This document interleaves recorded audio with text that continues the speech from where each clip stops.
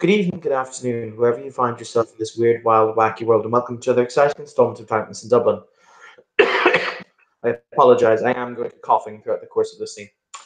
This evening's scene takes place a few miles outside of Dublin city proper at the Newgrange Park Castle Hotel, a sumptuous surrounding of a 13th century Norman castle that has been converted with every semblance of luxury one can imagine in order to satisfy the needs of potentates and millionaires the world over. However, tonight it hosts much more interesting clientele who have been invited here to dance the true dance macabre in order to while away as they may what time and hours they have. For after all, when one has eternity, what's the value of time? Well, we shall surely find out. The great doors to the castle yawn open in on either side. A dazzling display of lights, tiny crystals of luminescence display outwards the warm glow of the evening. There is no hint of Saturnalia, the Christ's Mass here. No, no, no, that would be offensive to some of our more ancient and illustrious guests. But you will see as you arrive a number of footmen, all dressed in black, wearing black top hats and black tailcoats, who will one will come to open the door of every single vehicle. The others will all bow deeply in respect, offering their gloved hands in a, shall we say, offering their gloved hands in a direction as they bow, pointing inwards, saying, "Come inside, come eternally, come all." We shall begin our introductions. The great hall yearns before you as pictured, filled with the aristocracy of the night and their attendants. For after all, this evening, who would be without the simple boy to carry their drink? Who would wish to carry their own beverage? So, we will begin our introductions. We shall begin. We will go left to right on my screen. Oh dear. The fancy bitch is up first. Kim, rock it. Yes. Even though this bitch is hungry as fuck. So I won't lie, I kind of spaced out there at the beginning. We can bring like a ghoul, right, to carry our drinks, or are there already little like bitch boys to carry our drinks for us? You can bring a girl to carry drinks. Good. Good. We'll bring one of my little bitch boys then. Probably the cutest bitch boy there. Come, Stefanos. Sorry. Stefanos. Fuck it, that's his name now. Fuck it, I was, Stefanos. I was saying it was the name of one of Solon's old characters, and you said bitch boy. Like a little brat. I just coughed. Thank you for making me laugh while coughing. I mean, Sassy pants on this evening. Oh boy. it's me, your boy, Mick Bitchy.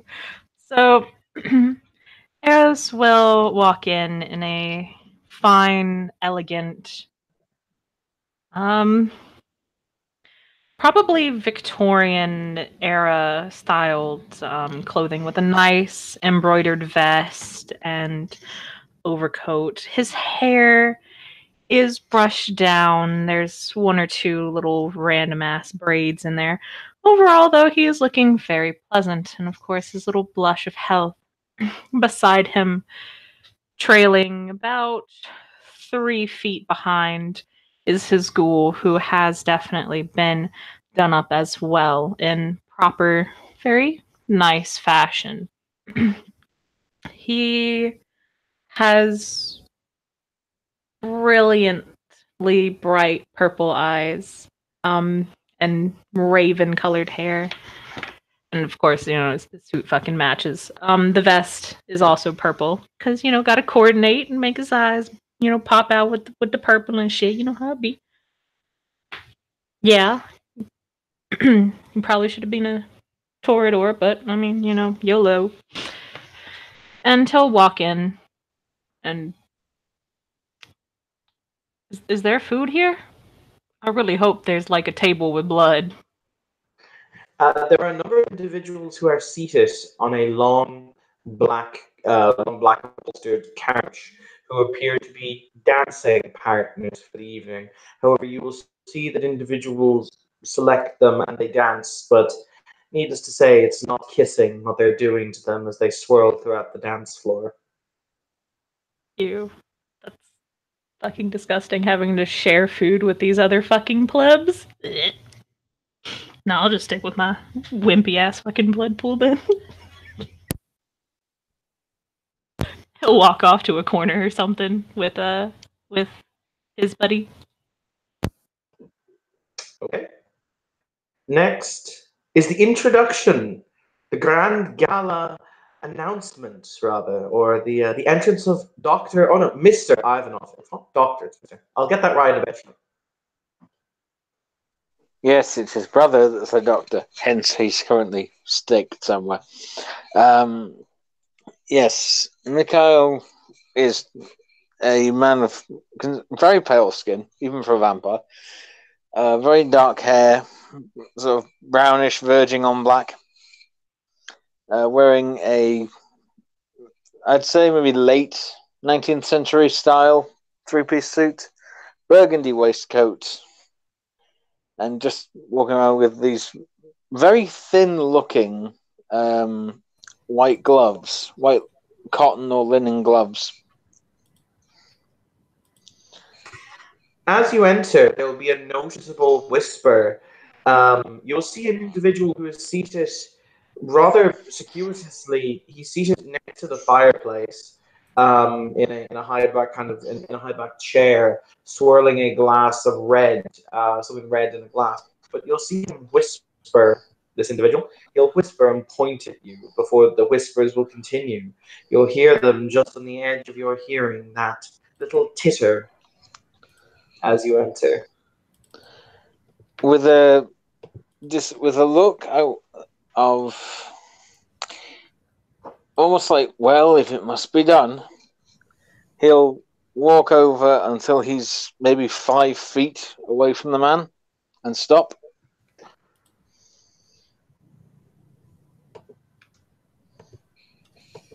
The man calmly looks up. You'll see he has a very large book on one of his knees.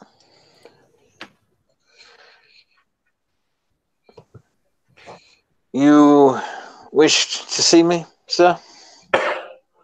No, monsieur. I am, shall we say, interested that a man of your obvious, how would you say in English? Such a clumsy language.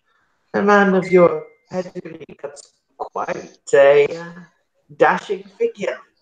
No? That would depend upon which pedigree you refer, sir. Oh, in what manner? When I was human, I was Russian. In the days of the Tsars, things were rather different. I would hope you were referring to that. It is free for you to determine the nature of my sentiment as you see fit, Mr. Ivanov. Well, my manners. Alexander Delano, RP of Dublin. A pleasure to make your acquaintance. Likewise, sir. And he'll bow like at the waist. Very formal bow. Okay, we're going to move on to the next incumbent. Next, we have Emily. Yay! Welcome. Sorry. Emily, on a side note, something interesting happened to you when you were alone before you came here. Well, she didn't come by car. She rode her bike. As in a night or so ago. Oh, great. You will have received a letter or an envelope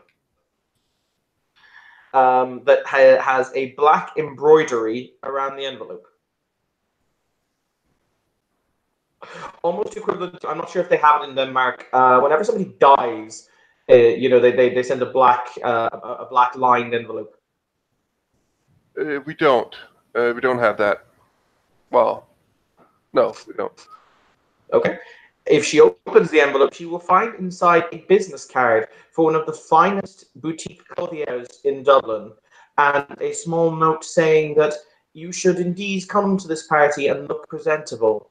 To select anything you like, it has been prepaid for and will be fitted to size. Well, But it doesn't give a name. well, in that case, Emily is gonna look presentable this time. She's, I'm guessing, a fairly normal dress, but yeah, she doesn't arrive by car. She walks in, pretty much. Mm-hmm. And she will just do a very she will look like Frankenstein's monster trying to bow in front of the seneschal. And she just very stiffly just bows very deeply. I was going to say the seneschal is not physically here at the moment. Do you mean the harpy? Harpy, sorry, harpy. Cool. That's fine. We will move on. Next is the good Nosferatu Doctor. Okay, so because I'm guessing that Michael can't bring his ghouls, right? I mean, you can, if you want. I'm not going to say you can't. It's Elysium. I don't think he can.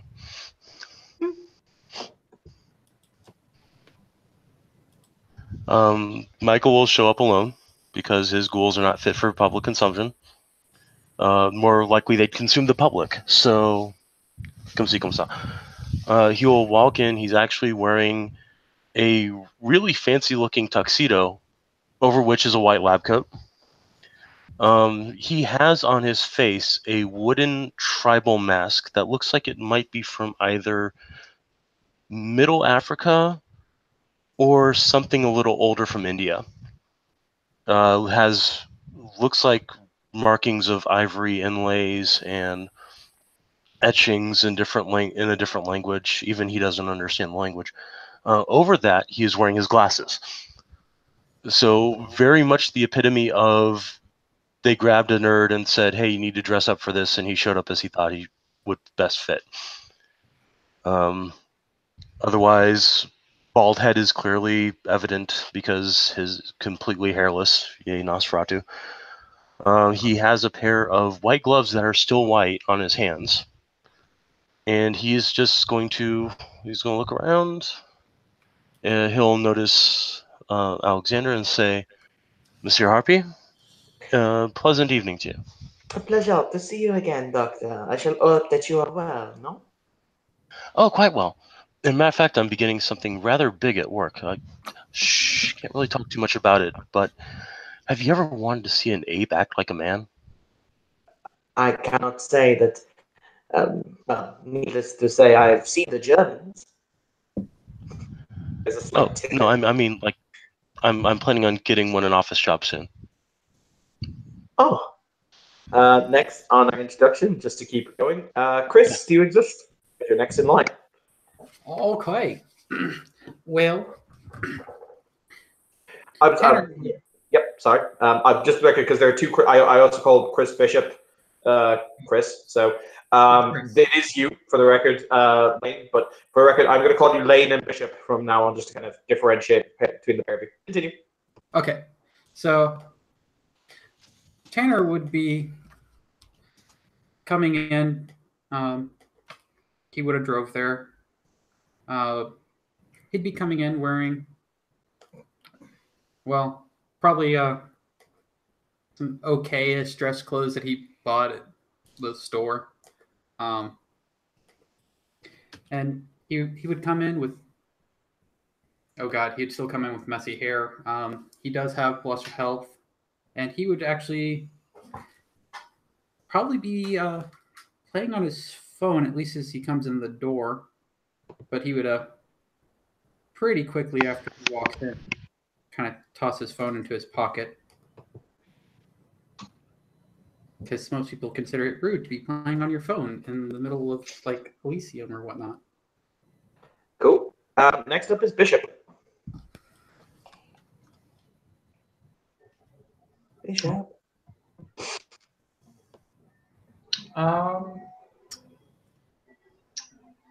Francis, for his part, having a few minor connections and, more importantly, a significant amount of money, has definitely splashed a little bit for the occasion, given who will be in attendance.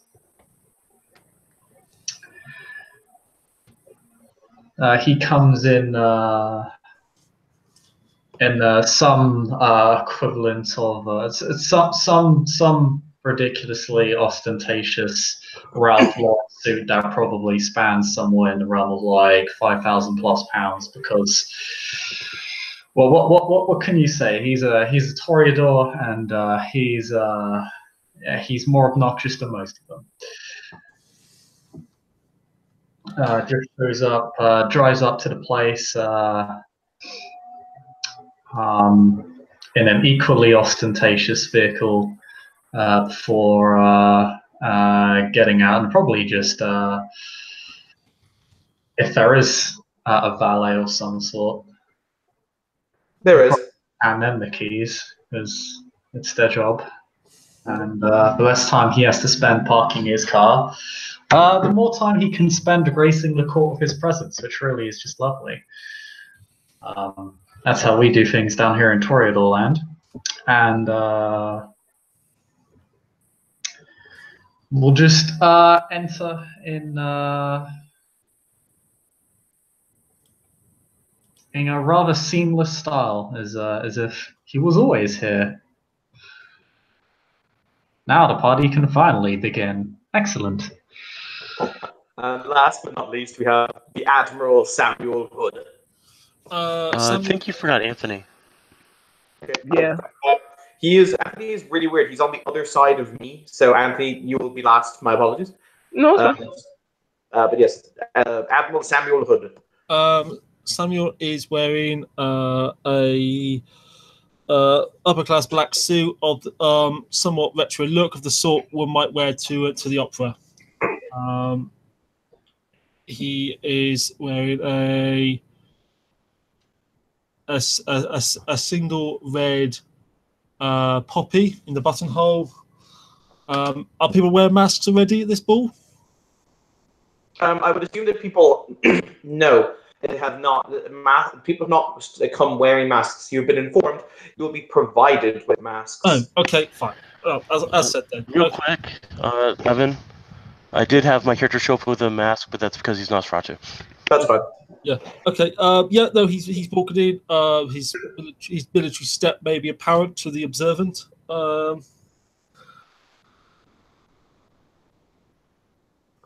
Where are we exactly? You're at a very grand hotel called the Newbridge Park Castle Hotel. Right. It is about a 25-30 minute drive from the outskirts of Dublin. Okay. Very good. He'll walk in and, for appropriate, respectful nods to people standing that he knows. Cool. And last but certainly not least, we have Bruce. Bruce shows up and going all out in a very immaculate suit, custom fit to show off and accentuate his curves and features, looking quite healthy and human, coming in a very nice and very pristine package, cradled quite delicately in his hands, and sporting a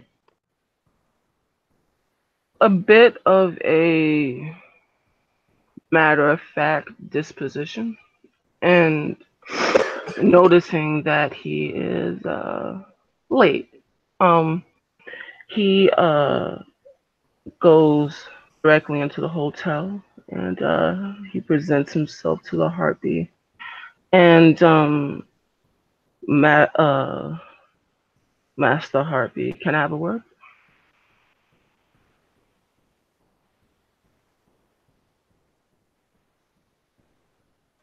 The Harpy was in conversation with the Nosferatu doctor. Will look up with a kind of a quirked eyebrow before he'll say, "Absolument, Monsieur Nanko. I take that you and us have a private conversation."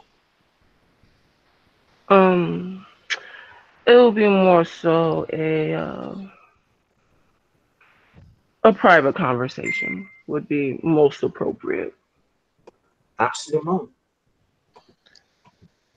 I'll fill With you in on the detail we're in. And he says that to Alexander before looking to Bruce. I relinquish the floor to you, my friend. he'll smile and give him a playful wink. As the doctor makes his way away. Sorry, continue, Brett. At that point, Michael's going to walk off, pull out his notepad, and start looking around the room, just writing down on his notes.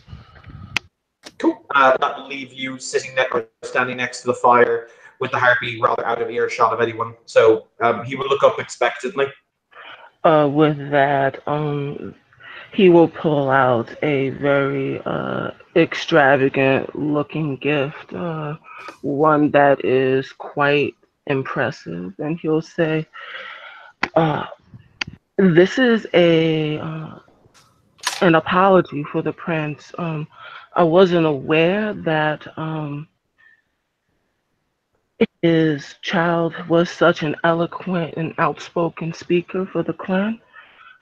He went on to say that it didn't fit the pedigree nor the standing for Clan Venture, and I just want to formally apologize if I've made any unintentional slights towards him, and this is my apology."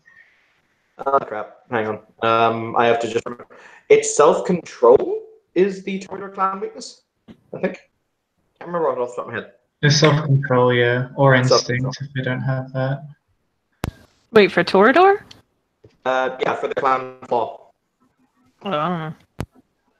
It's will, I believe it's willpower dictated by the ST. Oh.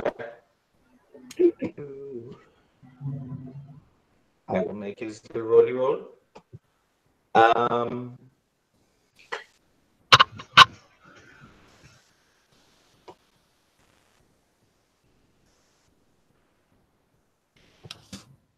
was just thinking, I couldn't have ST rolls for a second. I was just like, has my roll room disappeared?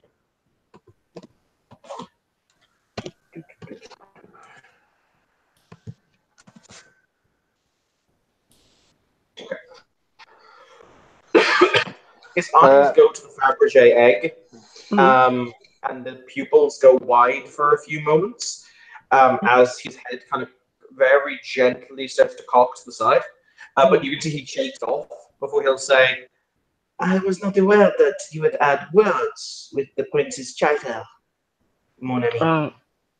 Oh, you were in attendance, and I can't expect the Harpy to have ears everywhere, so I just wanted to make sure that you were well aware of what happened.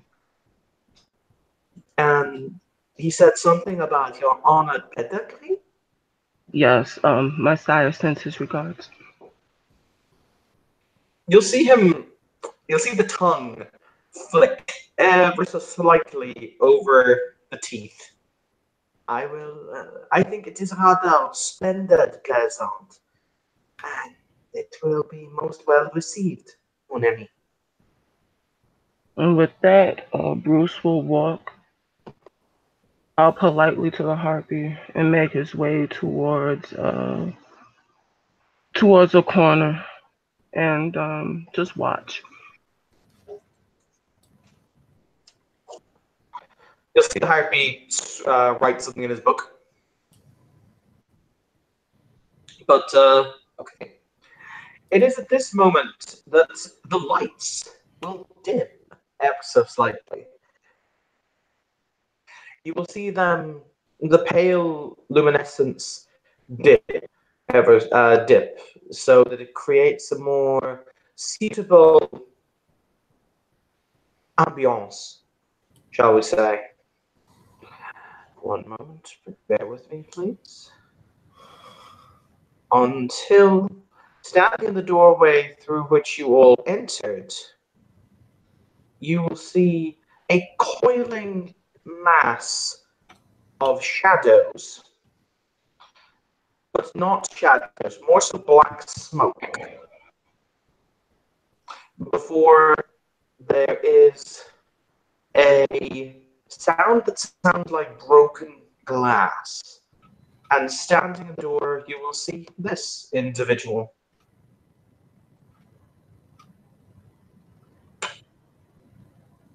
Is that Phobos?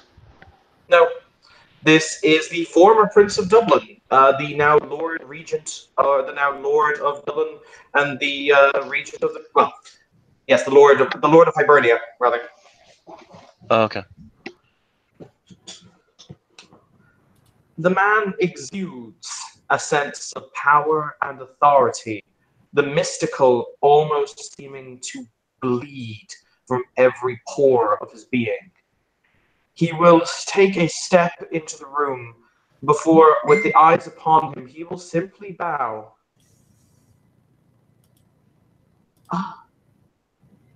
I do beg your pardon. I did not mean to interrupt such a lovely party. Please, music, dancing, continue. The musicians take the prompt, but it's a very kind of a, okay, we should probably play some music now. Okay, boss. Moment. Before the music will start to play again. The Lord will simply step into the room, and he will stand off to one side, conversing with anyone who would wish to converse with him. I'm really pointing out that he is there.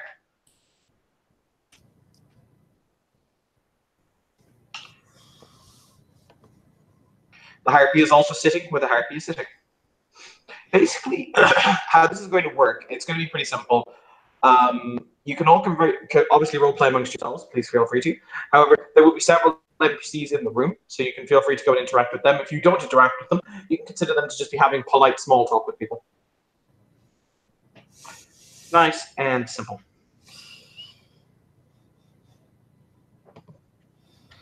Bear with me just a moment. Cool. But the room heats up because it had gotten very cold for a moment as he entered. But it will eventually warm up again until the party appears to return once again to normal. Very pleasantly so.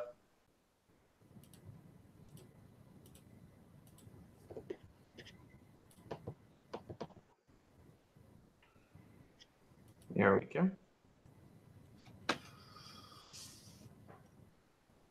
All right.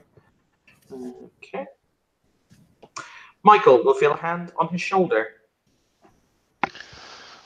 Michael will turn and notice the seneschal and will bow his head in accordance. I hope this is okay. I know they're supposed to give me another mask, but I felt walking in here with my face open would be a bit distasteful for some people. He taps his own mask. Well, yeah, but you never take that off, do you? He contemplates. Not often.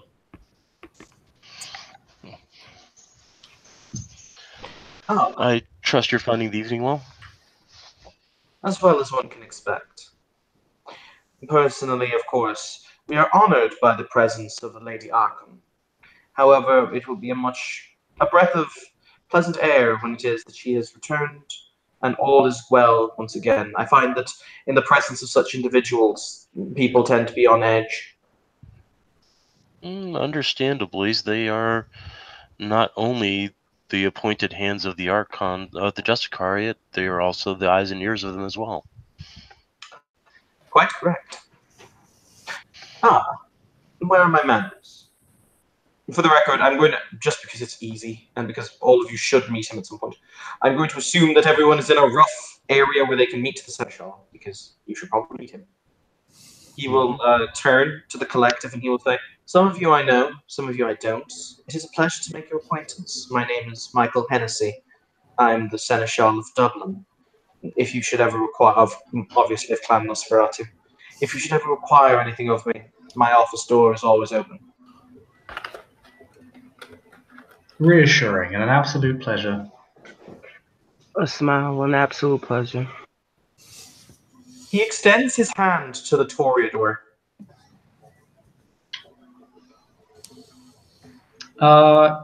Francis will take it. And Francis Beaumont. A pleasure to meet you, Mr. Beaumont. Question: does Francis feel any kind of revulsion touching a Nosferatu? Not really, to be honest. Like they're a little bit squid, but ultimately they are pillars of the Camarilla, so you deal with it. You can tell what he wants to shake your hand in particular. Yeah. Yeah, it's kind of a sort of there is enough pragmatic value. His opinion is there is enough pragmatic value in the clan that really the ugly appearance isn't really that much of a factor. Like it's detrimental. But it can be. It's a prejudice that is largely overcome by their skill as information brokers, because he's probably had to use them on multiple occasions, and making yourself look like a dickhead to them by being that Toreador is not efficient and certainly not conducive to good business. So he's had to deal with it one way or the other. He will look around to the others gathered, and he will say, I will borrow you in a brief moment, Mr. Beaumont, but Mr. Ivanov, a pleasure to see you. We have never met personally, but I am familiar with you. It's a pleasure to make your acquaintance. And a pleasure to make yours too, sir.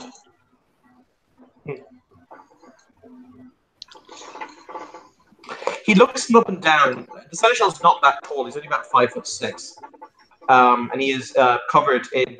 To be fair, the robe that he's wearing is very high quality. And he doesn't stink like many Nosferatu do. He smells vaguely of perfume and almonds. But he looks him up and down. And he says, "I apologize for the prejudice that you will no doubt face, but in my long life, I've come to the realization that we are not our parents." Mikhail's face, like, there will be a definite sagging in his face as he says, "Da, we are seldom who our parents were, and more often, even less the people they wished to make us." Ladies and gentlemen, due to Prince Thrain not being able to attend this evening, I have been left in order to do my duty as a functionary of the court. He will say loud enough that his voice carries to all corners of the room. The music will stop. His Highness Prince Thrain, Prince of Dublin City and the Baronies of Leinster, wishes to make it known that he appoints Francis Beaumont as sheriff of his domains here and in the Baronies. That is, if Francis Beaumont will accept such an honor.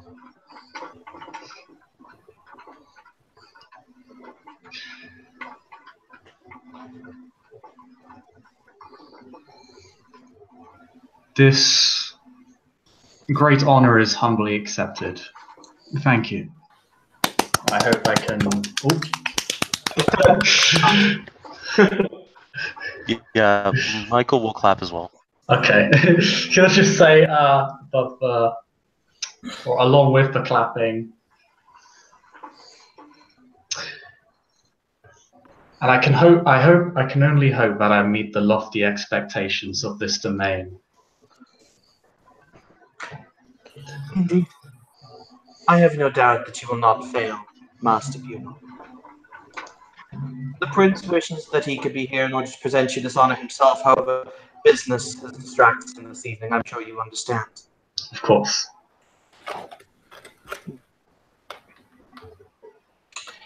With that, the Seneschal will bow his head very slightly before he will walk off into the crowd. Emily will come up to Francis and just, hey, hi again. Congratulations. There is a momentary pause of Francis as like there's this weird gears turning.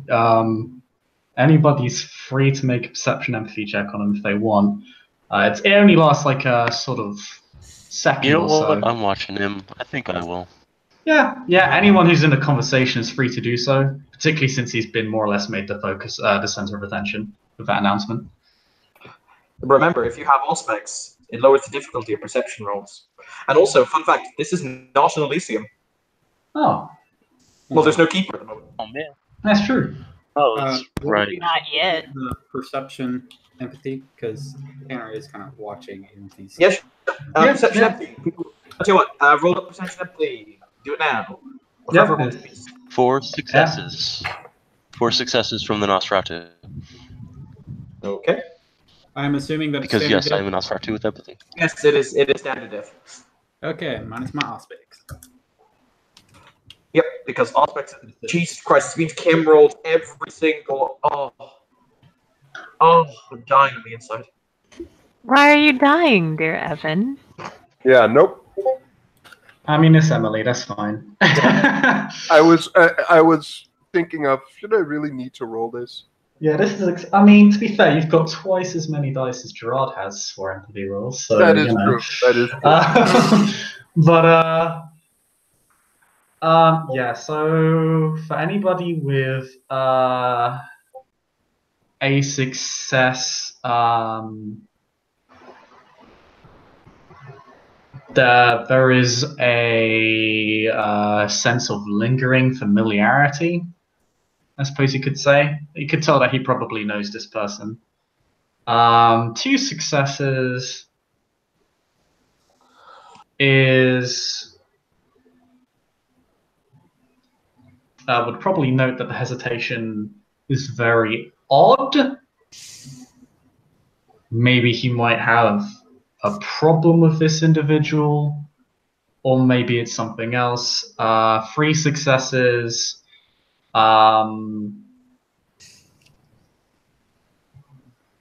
He's slightly unsure how to interact with this person in a public setting. 4 successes plus. You could probably tell that, oh man, he probably doesn't want this person to embarrass him by association. And 5 successes, oh man, you get all that. And but the second of hesitation is clearly him taking the opportunity to figure out how he can use that to his advantage. Or use this person rather than the risk of embarrassment.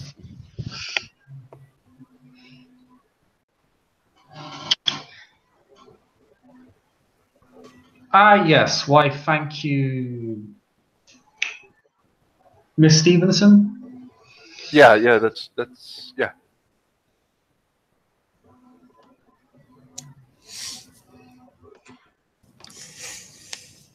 Yes, for anyone, have you met anyone here present? Yeah. Oh, well, I mean, yeah. Head. Well, I mean, head cocks to the side as in what? She. Oh, right. Yeah. The doctor and what was Samuel? Admiral or General? Admiral. Admiral. That's right. And she looks around. There's a lot of faces I don't remember. Your stepside wouldn't happen to be here perchance, would they? I haven't seen him now. A shame. But yes, everybody, this is Miss Stevenson of Clan Gangrel, currently being mentored by, I assume, one of your clan. Yeah. And then at that point, it's almost like Emily just realizes that there are people looking at her. It doesn't help. She looks around. She just like slowly just seems to wave a little bit. It's just hi. Yeah. And then she just seems to find a corner and just kind of back off. We happen to meet by chance. It's a gymnasium.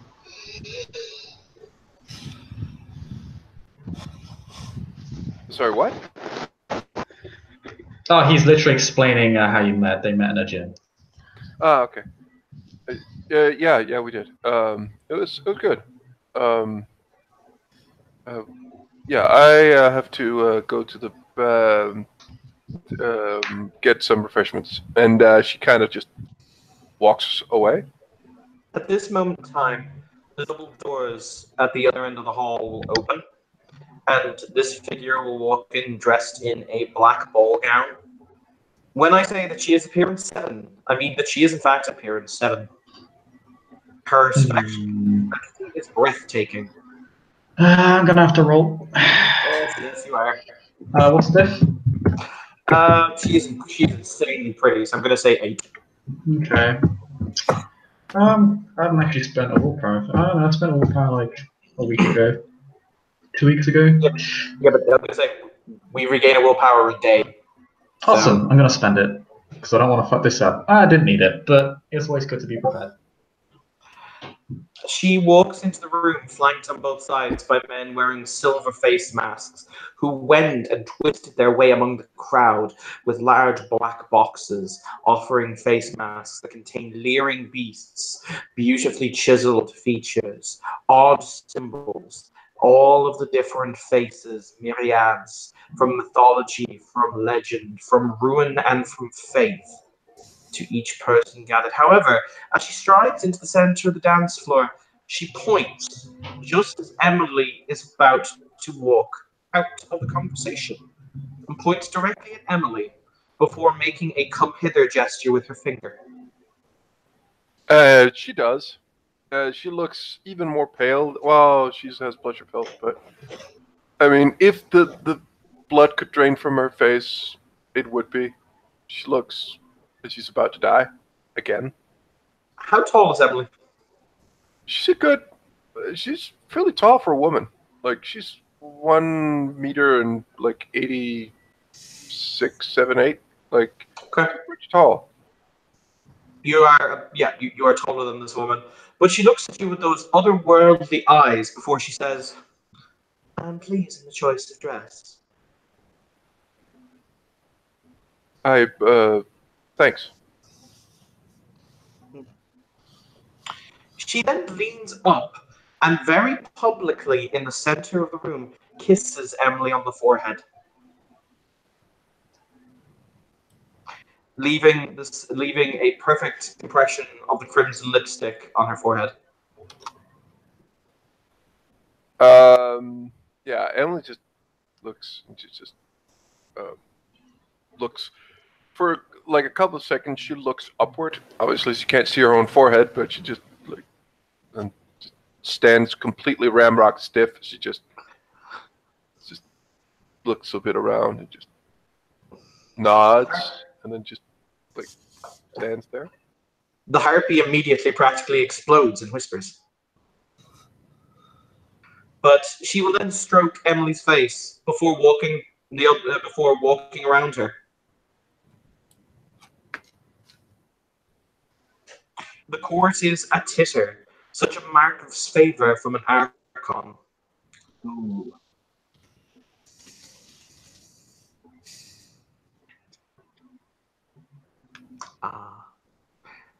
How remarkably interesting. Francis just says to the group. Yeah, Emily is just begins very, very slightly to smile. Well, try to smile as authentically as possible. Let's just say she fails because she does. You will feel dozens of pairs of eyes boring into you. I don't know if there are certain things about my character flaw-wise that means that she should be rolling. I don't know what, but yeah, this is not a good position for her. Let's just, yeah. But she's not moving. She's just stands there. The Archon will then stop, and she will stop right in front of Eros. Before she extends her hand, I'm sorry, what? You broke up a bit. oh, I said the Archon walks on until she is standing just in front of Eros, at which point she will extend her hand. Oh, I thought you said stab. No, His name? extend her hand. Alright. So he'll take her hand and in a very kind of flourishy manner, kiss the kiss the back of her hand and whatnot, blah blah blah, etiquette bullshit, yada yada yada. Mhm. She will look at him with those eyes and she will say, "It would honor me if you would be my dance partner." My, that is an honor upon itself. I would be delighted to. She will then take you into the center of the dance floor and she will motion to the band who will start to play a lively waltz. No, they'll play a very slow waltz. Yes, that is better. And as the two of you start to dance, so do others stand up to join. As a matter of fact, the seneschal, here pictured, will walk to Emily and offer her his hand. Oh God. She will take it, but has no idea what the fuck she's doing. She's just like, she just takes it, nods. He will lean in and he will whisper, "It would seem as though you are rather the belle of the ball, my dear." Yeah. Is there something? Yeah, yeah. It would seem that way. Fascinating. Fascinating. Let me Could see. we? I don't know. Is there something I could like less attention or stuff? Like, or is it way too late for that? Is there something what you could what? Is there something I could do to get less attention than this? And then she just says comments right away. That's probably too late. Unfortunately, I had no idea that you were so favored. He shrugs. I'm not exactly sure why, but this will be all over Twitter for the next few days. Right. So walls. Right. Just let me lead. It's quite simple. One step after another. I can do this. She's clearly trying to convince herself. Who else? Yes. So, Samuel, this young lady will walk up and she will offer a very respectful bow to the prince's child before she will say, "If you..." Excuse me. Beg your pardon. I do beg your pardon. My chest is still made of pain and death. She will say in a very, very slight Persian accent, "I was wondering, Admiral Samuel Hood, if you would favor me with a dance."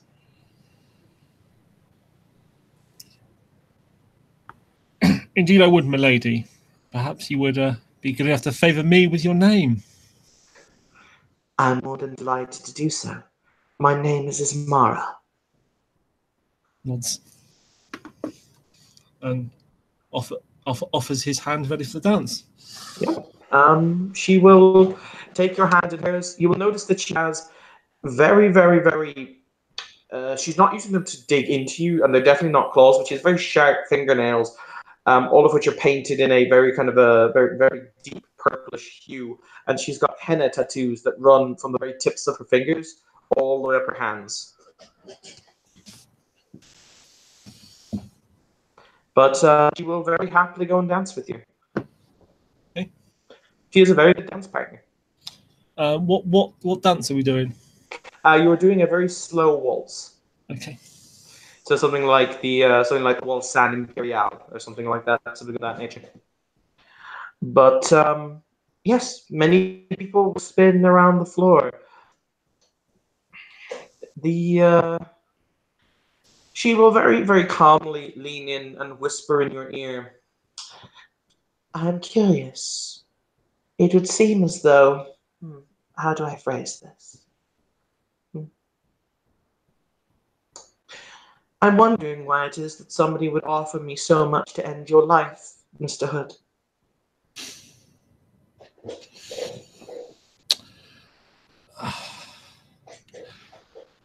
The best way to know a man, it is said, is by the quality of his enemies. When one has been around, when one has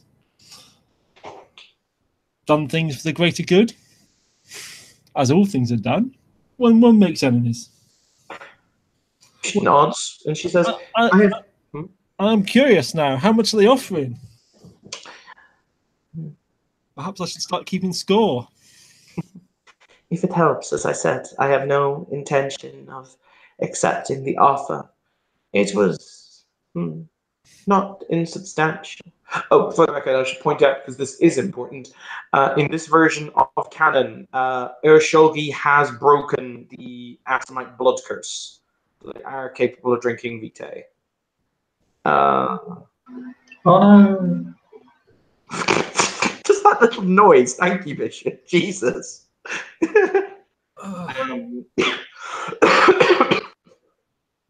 She will say, I was offered 4 samples of blood from a 9th generation from Cain or better. That is not insubstantial, I'm sure you'll agree. Indeed. But as I said, I have no real wish to take the offer. I was merely curious why it is that somebody would want such a charming gentleman to meet his final death. I am surprised such a person would come to one such as yourself. After all, there is a long history of friendship between your family and mine. Yes, we remember. The children of Hakim remember many things. He shrugs, and so it is the respect I bear your forebearers, that I would not stain my blade with such an individual's blood. And I am appreciative that we meet under such pleasant circumstances then. She will shrug, and she will say, I am easy to find when one knows where to look. You will feel something slipped into your pocket. Okay. I'll examine it later. I beg your pardon? I'll examine it later when it's appropriate, not in the middle of the dance. Obviously, it's just a card with a number on it. It doesn't have any name or any information. It's just a mobile phone number. But the dance will end. The people will clap. It is rather, it is rather civilized, polite. The seneschal will let go of poor Emily, who probably needs some physical supporting because it's just that night. The Archon looks at Eros and she will say, she will move some of his long hair out of his eyes with one hand and she will say, you dance wonderfully. Thank you. I've had, well, many years of practice. Of that I have no doubt. She softly strokes his face with the back of her hand and she will say, why is it that I could lose myself in your eyes? I could say the same of yours. Fascinating. Then as 2 ships lost in the sea of one another, would we ever find safe harbor?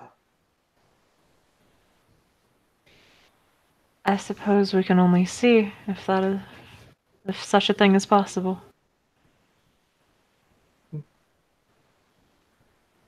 on that note, I need to go get a drink and go to the bathroom. So feel free to role play amongst yourselves. Meet each other. Talk. I know what clan outcome is. Well, when the dance is over, Samuel will, let's say, approach Francis if he's not preoccupied. He's not. He's really just tremendously entertained by the predicament Emily seems to be in. He seems to draw a lot of enjoyment seeing her squirm. Emily goes over to the refreshments, just FYI, and she shotguns a glass. Just straight up, just boom. Drinks it really, really quickly. And then she almost immediately remembers where she is. Oh. Equal parts curious, entertaining, and frustrating. Wow. Congratulations, oh boy. Yes, I must say I'm quite surprised, but immensely honoured. Surprised? Why? The offer of sheriff. You clearly shows your talent last time we met. I can only continue. I can only hope I continue to do so in the future. But I'm sure you will. So, I guess you'll be getting your infrastructure in place then. Your deputies, your minions. Or are you already prepared for that? I'll definitely be perusing, so to speak. It'll probably take some time. I wouldn't want to allow the position to fall into unworthy hands.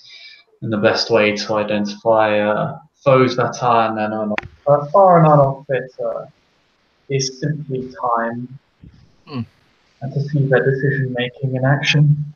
Sure. After all, experience brings the necessary skill set, but it won't necessarily create the mind necessary to fulfill the duties of the Camarilla. Indeed. At that point, Michael will walk over and say, "Well, you certainly are on a path to success. My grandsire was sheriff before he became a Justicar." Well, fascinating. Who was your grandsire, if I may ask? Maximilian Shrek. My character has enough Camarilla lore to definitely know who that person is, but I'm actually going to look. Anybody who knows who the Justicar have been in the past know Maximilian Shrek. He's the guy who was before Cock Robin. Is that Petrodon? Let me check. Because my character would not actually get this wrong because he's actually quite well educated on these particular matters.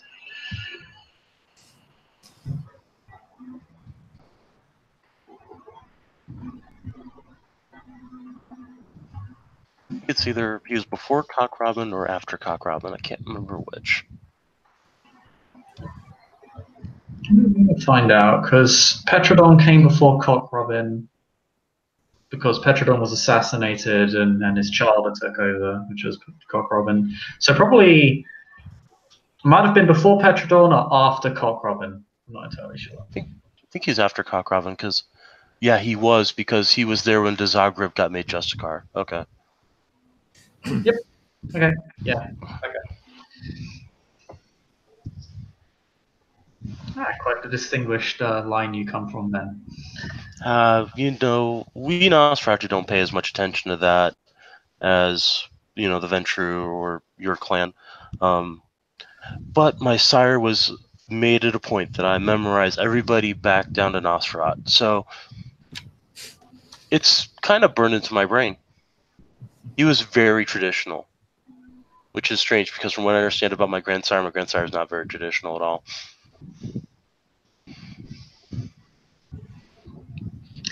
At the very least, understanding tradition helps build character. And is ultimately necessary in living within the confines of the Camarilla, considering that we're all bound by 6 very important traditions. 6 very life-threatening traditions when violated. Oh, indeed. Well, I just want to say that if you do need a scouting mission done, just let me know. I've got pets. I'll keep that I'm in actually working mind. on. I'm actually working on something right now for a friend of mine. Very hush hush, but it may fall in line with other investigations you're running. So if I get anything that needs to be passed one way, I can pass it another way just as easily. I'm sure when it comes to the distribution of information, that I'll be very, very intimately involved with your clan. Yeah, we are quite good at the information gathering. Very good, in fact. It's times like these I miss Kodo and Puto. But they're off doing their duty for the Camry and the clan itself. So, all good for them. I think you met them last time when we were going up to the meet Mariposa, and he motions to where his jacket was. The ferrets.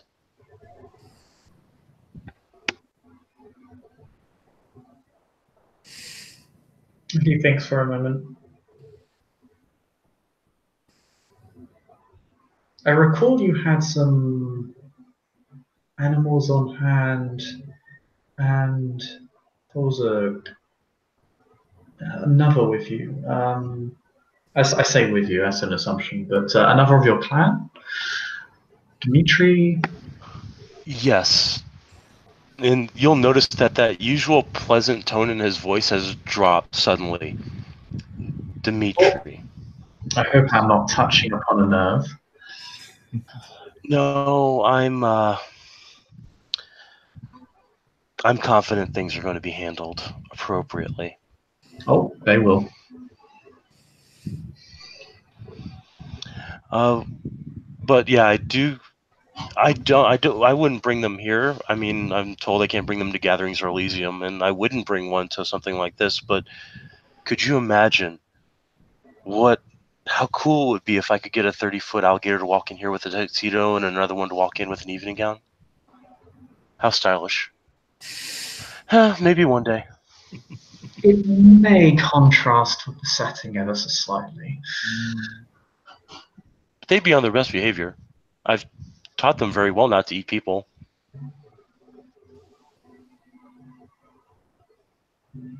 Good. I'm sure it'd be quite concerning if I heard reports in the media about an alligator eating people.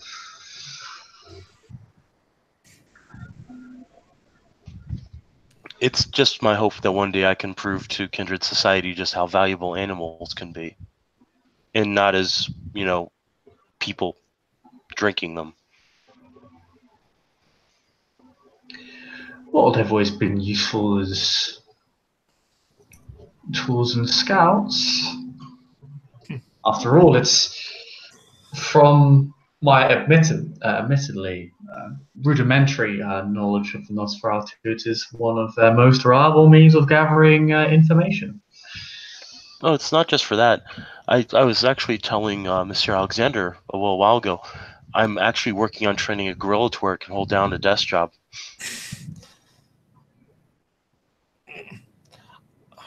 I'm sure all of us who take the automobile understand the value of a good horse.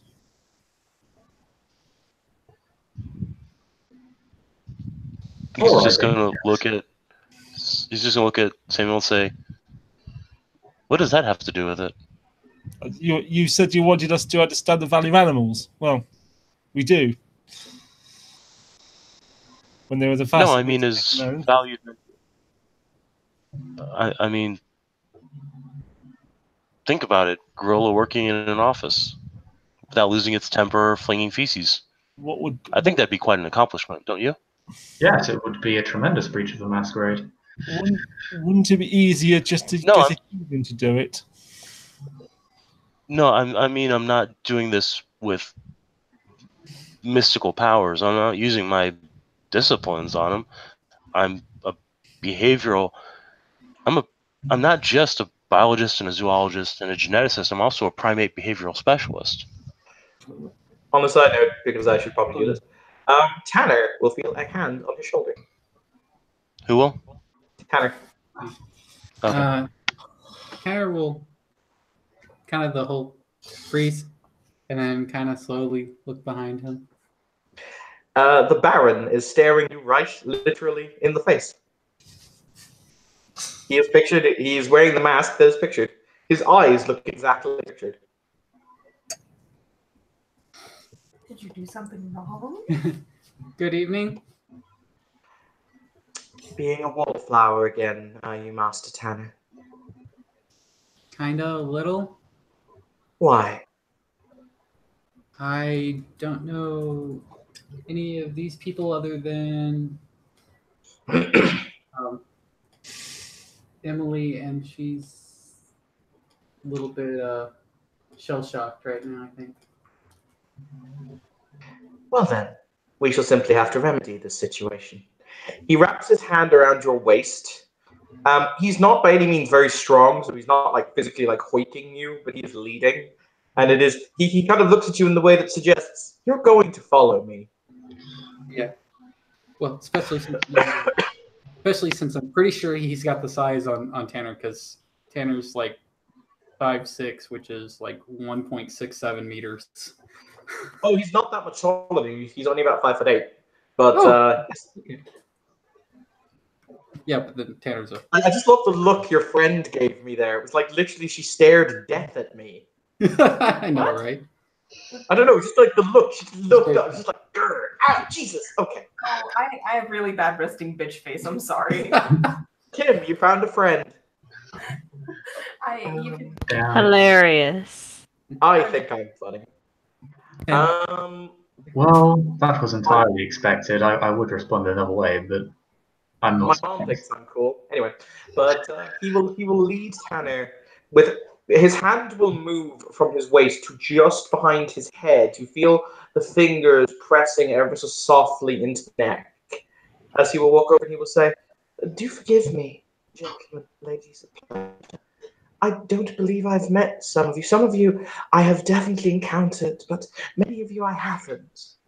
It's so agreeable to meet you all." Francis will open his hand and say, "A pleasure. I am Francis Beaumont, newly appointed Sheriff of the Domain." "Yes, I did hear. You must be so thrilled. I am so pleased for another rose to bloom so brightly." I'm half tempted to perception empathy this. Do it, faggot. I do not trust this person at all. Do it. His heightened senses, though, because he is trying to. It's not Elysium, but he considers the to treat it as if it were. To treat it with the appropriate stature, as it were. Okay, well, roll Sam's the discipline then. Yeah, he's holding himself to a higher standard. As there is literally none of his face visible, I'm going to increase the difficulty to 7. Oh, well, I get 1 success. He seems pretty genuine. Fair enough. Remember, the difficulty would be reduced by your aspects. Unless he chose not to activate it. Yeah, I'm deliberately eschewing it because my character is, while he is aware this is not Elysium, is holding himself to a higher standard, so... It's why Michael's not walking around with Mask of 1,000 up. Sorry, Anthony, what is Dr. Ivanov's this Ivanov, because he actually does have a doctorate in something. I know he just doesn't go by doctor. What is his actual area of specialty? Give me a second. I may not have actually decided. I'm not sure. I need to note some shit down at some stage. It's probably in it. Probably computing, actually. Given his choice of thaumaturgy baths. But he will say, a pleasure, as I said. My name is Phobos. Some call me the Baron of, well, the Baron of Northern Dublin, but then again, what are titles to men, no? Evan, is he talking to me? Talking to everyone. All right. Michael will bow his head and say, "It's a pleasure to see you again, Baron Phobos. I trust you are finding everything well in your barony?" Oh, everything's fine. Once again, I was very delighted at the content you sent me. I read it voraciously, Doctor. Then you'll be interested in something else. I'm actually working on a paper on increasing primate intellect and behavioral responsiveness to where I'm trying to get one an office job. Fascinating. If you require a proofreader, I would be more than delighted. I'll send it your way as soon as I've ironed out the details. You see, it's still in the hypothesis testing phase. Once I'm able to get a foregone conclusion, Wonderful, wonderful. I do so look forward to hearing more. And my. My dear Eros, you and I have never met, but I did read your articles that you wrote pertaining to the sub-Neanderthal glyphs that were located in County Donegal. So very impressed that you had such a deep, resonating knowledge of Irish history and culture. My, I'm so flattered. Thank you very much. To be honest, I'm surprised that anyone. To be honest, I'm surprised that anyone actually read that other than my student. Read it. I devoured it. It was absolutely stunning. Thank you.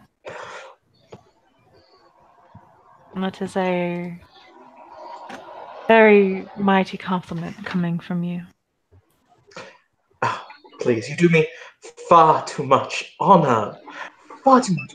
Oh, and this is my associate. Allow me to introduce Mr. Tanner, one of the greatest computational minds I have so far met. Gentlemen, I decided one Tuesday, I said, I want a passport, but unfortunately, providing documentation for one is such an absolute bore. He managed to enter into the database and secure me an inroad in less than 20 minutes. Absolute genius is Mr. Tanner. How very wonderful.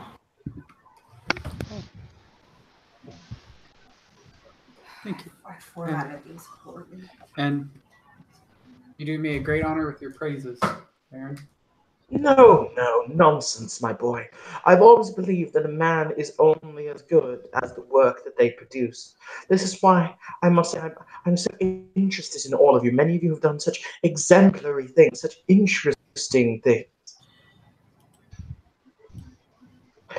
I always like to get the measure of people, you understand?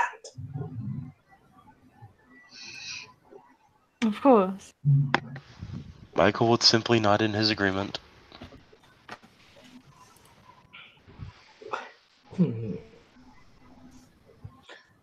I was led to understand, my dear. I do beg your pardon. I'm familiar with your brother's work, Mr. Ivanov, the dear Dr. Ivanov, but yours, I must say, I was led to understand that you were coming up with thought processes as it pertained to the nature of programming and direct media drive far before Mr. Gates ever put his mind to it. I must say I'm impressed. My expertise has been mostly used in the accentuation of the thaumaturgical abilities. I've always questioned why it is that we must look to magic when it is we can merely look to science. My thoughts exactly. I mean, can you imagine when I was explaining my theory to the admiral and to the sheriff?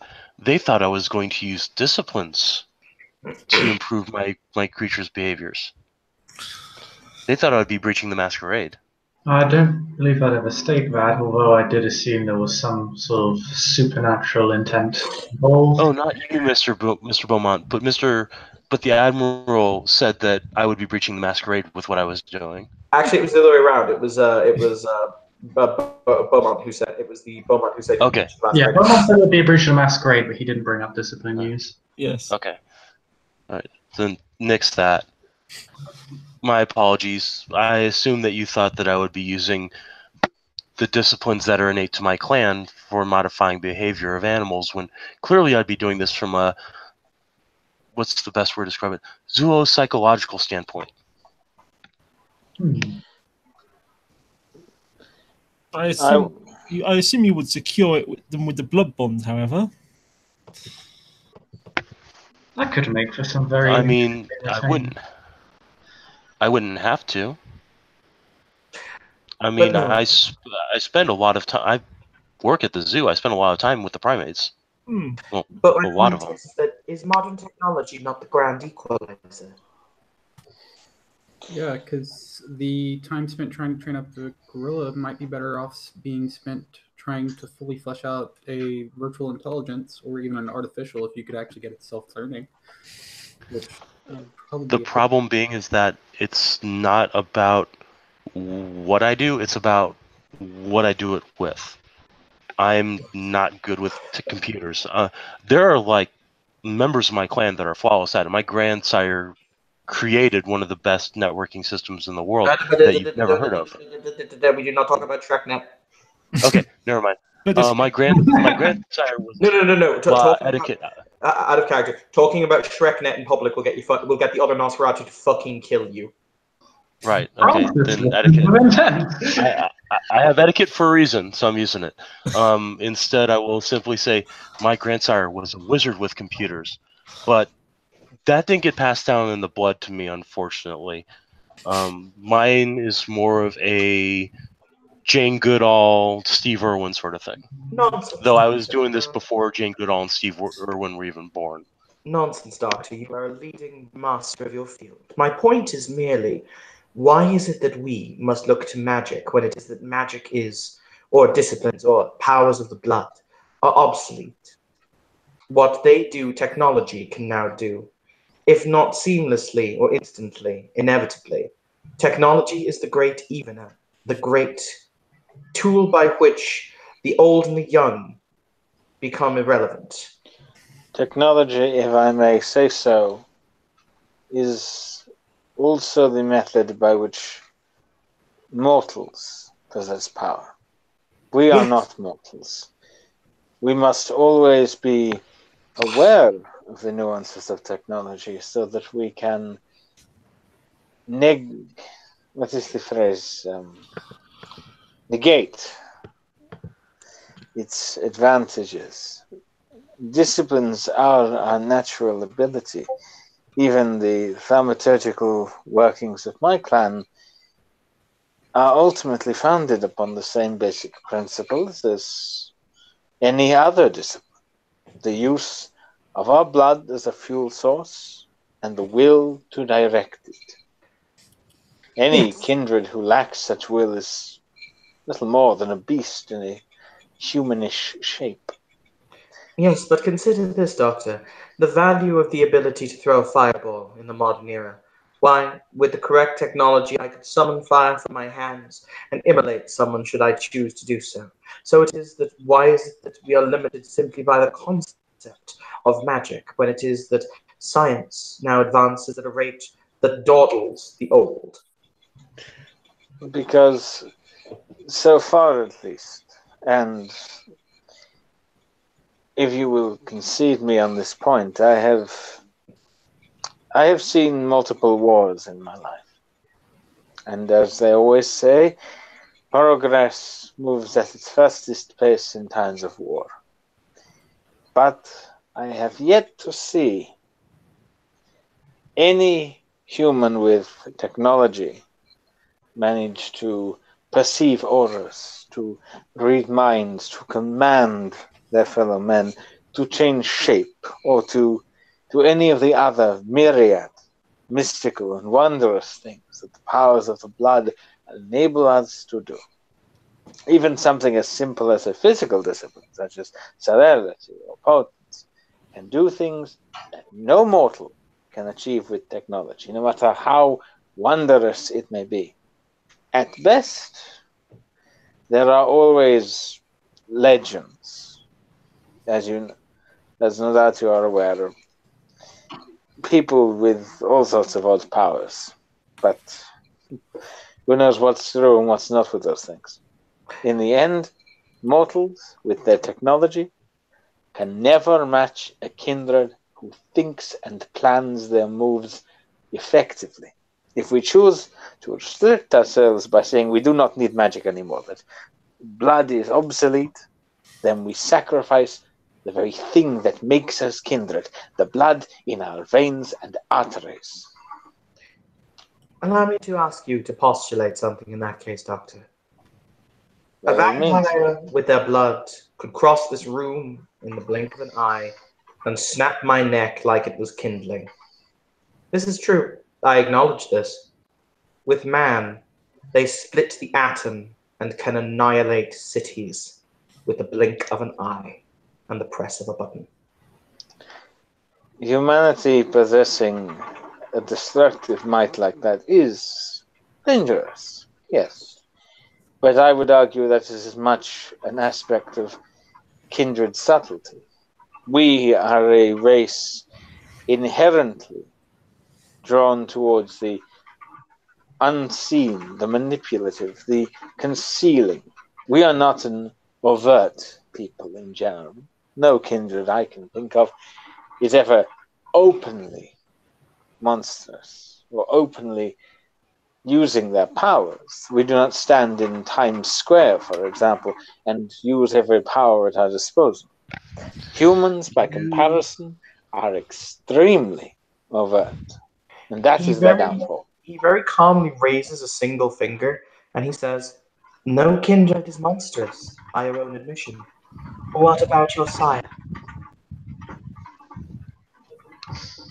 Michael's about to say something. Turn, what? Yeah, he stops. Anthony, I think it's time to roll a little bit of a frenzy check. No, I will in a moment, but he's going. Before I do, stop and say, permit me to rephrase. No kindred is inherently monstrous. My sire made his choices, and given the chance, I will make him regret them.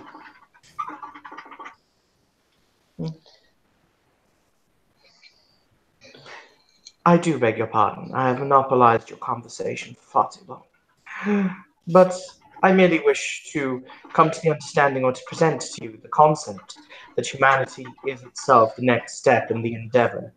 What they have mastered in a few short centuries, we merely sit in wonder of. To discount humanity is to discount progress. Blood has power, but then again, so do many other things.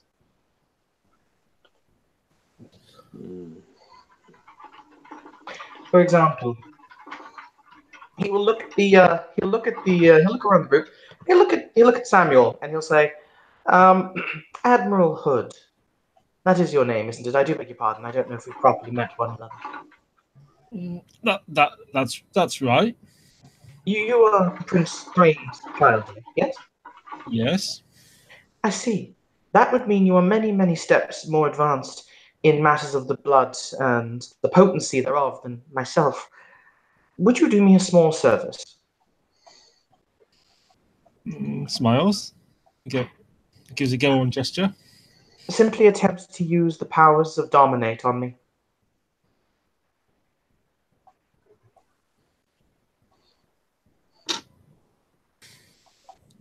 Takes for a moment. Okay. The player's just checking sheet briefly.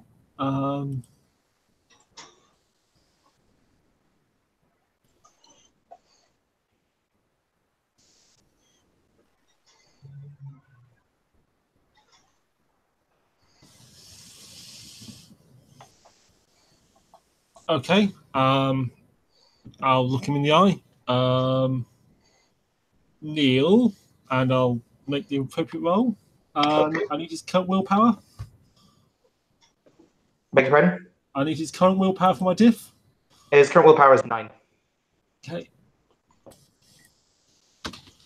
I'll spend the willpower because Cool. why not? Ooh, no, I've got 2 with the 2 ones take away, so just 1 success off the willpower. I think that still kicks it off anyway. Yeah, for a command, yes.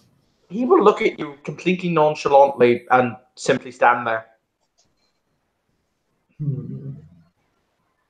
Would you like to rake me a perception alertness roll as you're looking dead on at him? Perception alertness, yeah, can do. Is that lower diff for Auspex 1? Yeah, it'll lower the difficulty by 1 to make it difficult. It's quite a little detail to see, so it'll lower it from difficulty 8 to difficulty 7. This guy's the Baron in an Anarch sense, yeah? Yes, he is a Baron. He's the Baron in an Anarch sense. I'm just double checking. Just taking note of stuff right now. Yep, 3 successes.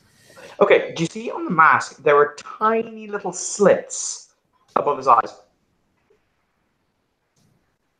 Little slits? Yes. Okay, basically the thing you'll notice is, as you look into his eyes, you'll see the fact his eyes, when they blink, those are screens that are displaying eyes outward. And you would assume embedded in those little holes are tiny cameras that are feeding into something he's looking through.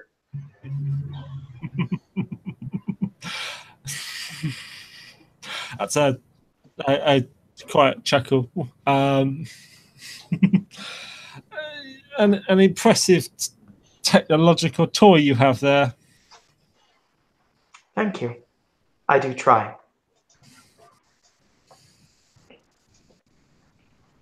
But, as I said, I have monopolized your conversation for far too long. Please. Once again, though, if any of you do produce published work, I do so enjoy reading it. It lightens my evenings. Please, Mr. Tanner, stay and be social for once. I assume you do know you still possess the ability to make small talk. I do. Although there is something interesting that I saw that I think might be interesting to think about. How do you tell?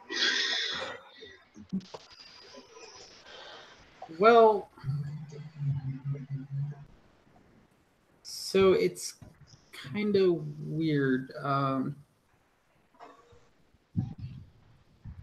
While I was coming here, saw it, didn't see it, saw it. Kind of weird to describe. And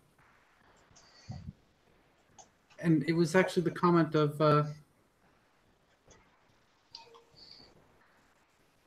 going brightly that reminded me of it. It was of a flower burning. Don't know what kind of flower it was, but I saw it as I was thinking about here and coming here. So I believe it is related, but I'm not sure what. Flower is... A flower? I'm sorry, I'm failing to see the relation to this conversation. Or the Well, it was message. the comment of... The answer is no. He doesn't know how to. Oh yeah, there's the store. Of you, of Francis being bright, of shining brightly. It just reminded me of it. Oh, why, thank you. You wouldn't, perchance happen to be Emily's stepsire, would you? No. No, I've just been, I met Emily briefly and I've been trying to find her mentor.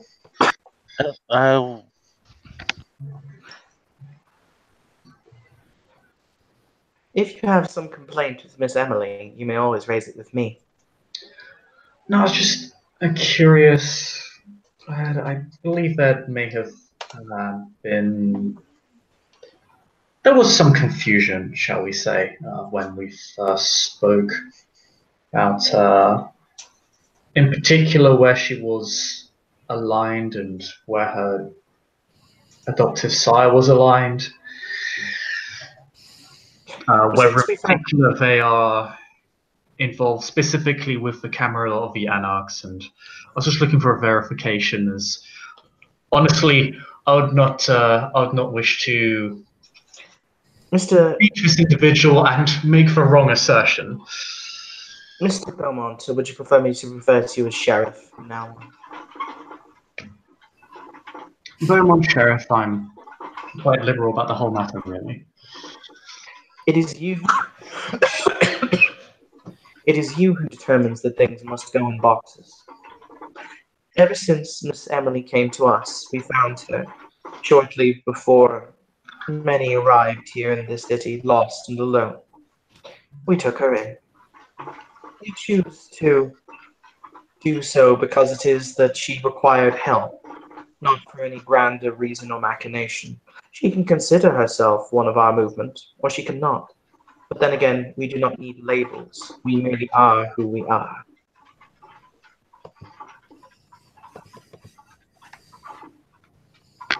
If I could say something real quick. I could say something real quick. Yes. The person who she is under the accounting of is David Morris, the clan gangrel, since she's also a gangrel. It was the prince's decision to do so, since she showed up completely unaware of anything that even remotely seems kindred, except for her own condition and her own potential lineage. Sorry, sweetie, but you were kind of a deer in the headlights. Matter of fact, you still kind of are. Really? So, Emily just looks at you. Yeah, really. I believe we also had this conversation. Thanks. I have a name. You can use it. It's Emily. That'll work. I didn't call you anything other than Emily or Miss Stevens.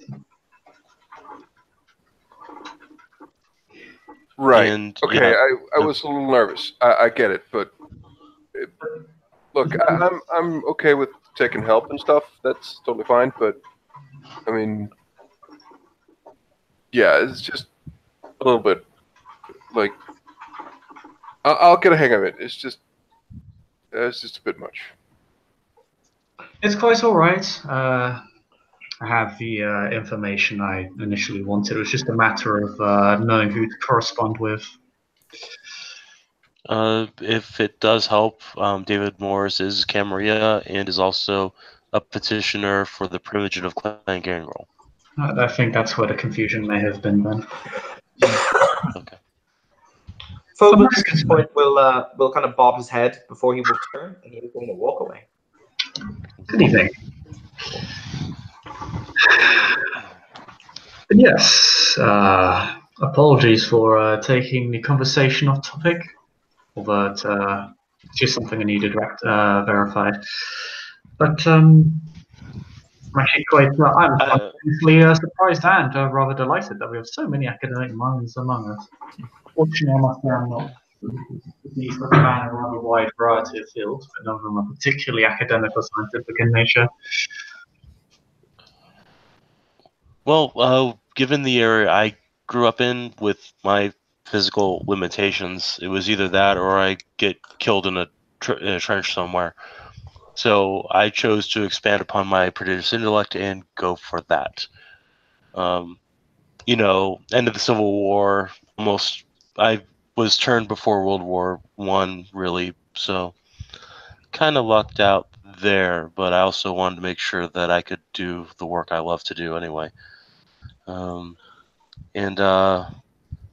Mr. Ivanov, to what you said about nobody juggling or doing anything monstrous in Times Square, I was at New York when the Sabbat hit. You can shut up about that anytime you want. I'd prefer not to if it's all the same to you, sir. I'd also prefer not to discuss that particular subject of impolite company if it's too much to ask. Considering the fact that my sire died there, yeah. All right, kids. So we're going to say that time advances steadily on. It's getting to the point of the evening where it's about 2 hours before dawn, and as I pointed out, it's about a half an hour drive back into Dublin, and however much longer it is. So the ball will start to wrap up. People will start to break up, go home, etc. It's all good. You will find yourselves out on the front steps of the hotel, waiting for cars to be brought round, saying goodbyes. The seneschal has already left.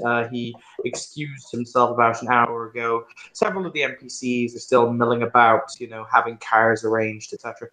The Archon emerges from the hotel, flanked on both sides by her guards, and she is going to walk straight down the stairs, unless anyone wishes to say anything to her before she departs.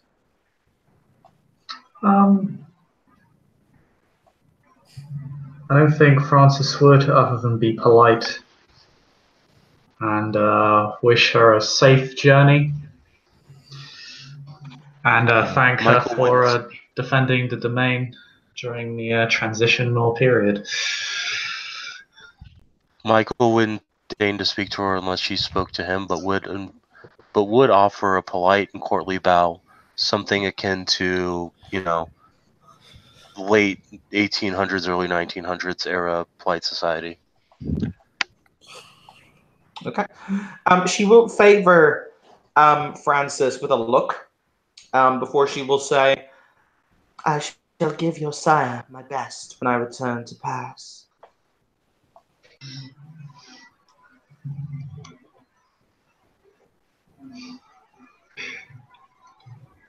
I'm sure she'll be happy to see you as much as she will be about the news. Ah, yes. I take it that you intend to inform her of your elevation. You have my thanks, Madam Archon.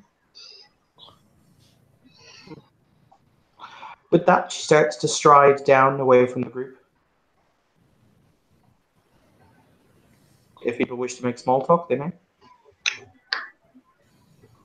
Yeah. After seeing that the Archon has left, Francis will just return to the group. He'll actually approach Eros. Quite the impression you've made. Congratulations. He says rather casually. Me? I didn't think I made any such impressions, good or bad. I was merely listening in on all the juicy discussions, but thank you nonetheless. And it seems that you yourself have made several impressions, and well, I am new to this city, so I don't know exactly what's going on, but it seems like you are in quite a position of power. Yes, well, if I can say one thing with absolute certainty regarding my clans is that we excel regarding impressions. Mm-hmm. Indeed. I had heard such things. Does Eros actually have horns? No, he's I guess I'll have to put it up because I realize now that it's at the bottom. No, until I have more of the moolah to buy more artwork of this bastard, he has this is the best I can get from him at the moment. The one in the middle is how he actually looks. The other two are more like for like clothing references, and I paid good money for this shit, so I ask because he's trying to gauge something regarding Eros, and No. the appearance puts one of those scenarios to rest. He doesn't have horns. He doesn't act. I've got Clip Studio open. Filthy gargoyle. He's not. Evanov is like in the corner, he's just scheming how he's going to destroy Eros after ball. Oh my god. It is at this moment, and fuck you guys for guessing. An explosion rips through the parking lot. one of the luxury vehicles exploding the moment that the keys are turned. The car starts. Evan, Yes. I think it's safe to say, well, I'm going to be running down there. Is anyone joining me? Oh yeah, I'm gonna. Yeah, I'm gonna see Michael's if going with you.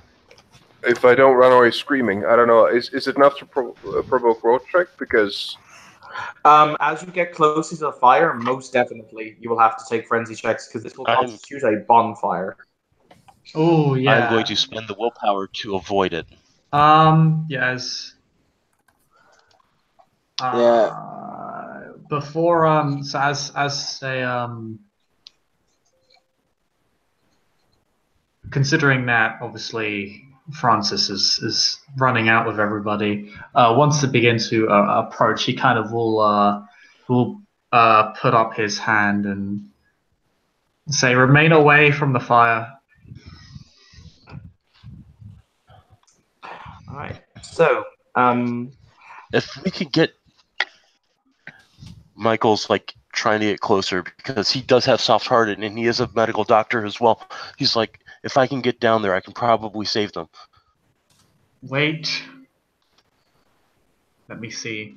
He okay. will. As you basically, the car itself was parked because I was asking for more description.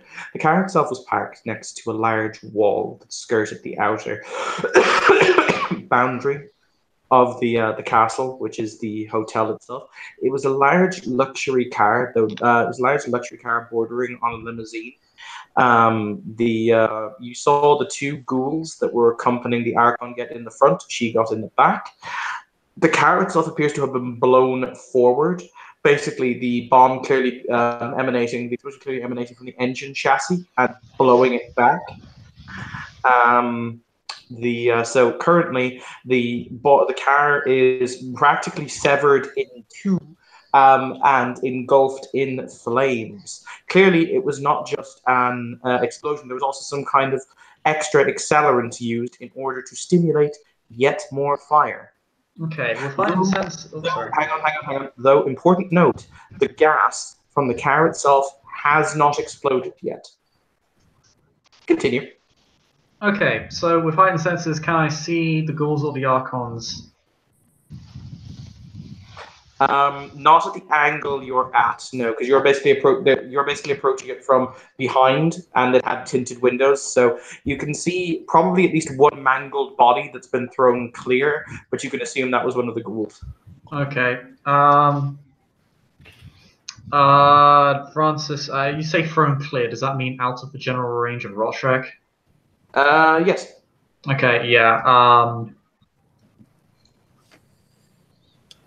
Francis then will direct Michael. Is that your character's name? Michael. Yeah, he'll Michael direct them Brightman. to the ghoul. Focus on that one. You're at no risk there. And he'll point to. What does he know? He knows Admiral Hood. He'll say, "If I may make the request that you look over my body for a moment." Nods. Okay. Francis will actually actually lie down, and then he's going to provoke his astral form to effectively scan the wreckage in astral. Because then, if he frenzies, he's not going to kill anybody or breach the masquerade. Hooray! I don't even think you can frenzy astral form. No, I don't think you can. I know if you're in sunlight, it can scare you back to your body, but this isn't sunlight, so. Okay, you will be able to get quite close to the car. The Roderick doesn't affect you unless somebody can show me a page saying it does. You enter the car in order to see into the wreckage. The Archon is laying in the back of the car. Her head is kind of slumped down. She has not burst to ash, but appears to be unconscious. You can see a number of very large metal protrusions and shrapnel are pierced through her body. Okay. She's main pro. Though she is badly burned, like you can see the burns from there. Okay, and is the car is there an open entrance where I can get to her? You would have to physically enter the car. You'd have to physically go to the car and rip one of the doors off. because the front that is blown clear into is engulfed in fire. Can I try to get closer to the car? Yep. Yeah, same with. Do you want to roll? I have 2 successes on a courage roll. Oh yeah, yeah. Fuck yeah, you can go to the car. Yeah, and Tanner's gonna She's I just was like, Tanner, what were you saying? Tanner's gonna be trying to get to the car as well because he only saw the rose burning, which means that it's not completely burnt. Do you want to roll me that sweet rush right? Yes. It's going to be difficult. It's going to be difficult step. I'm just gonna spend the willpower. Okay. Actually, I can actually, as you do that, I can actually do something in astral form.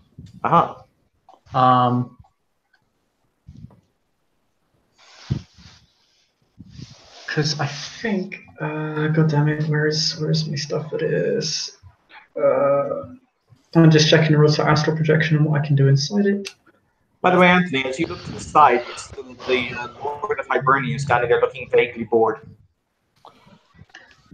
When you say Lord of Hibernia, is this person a Tremere Lord or? Yes, he is the Tremere Lord of Hibernia. He also used to be the Prince of Dublin, but he got a promotion.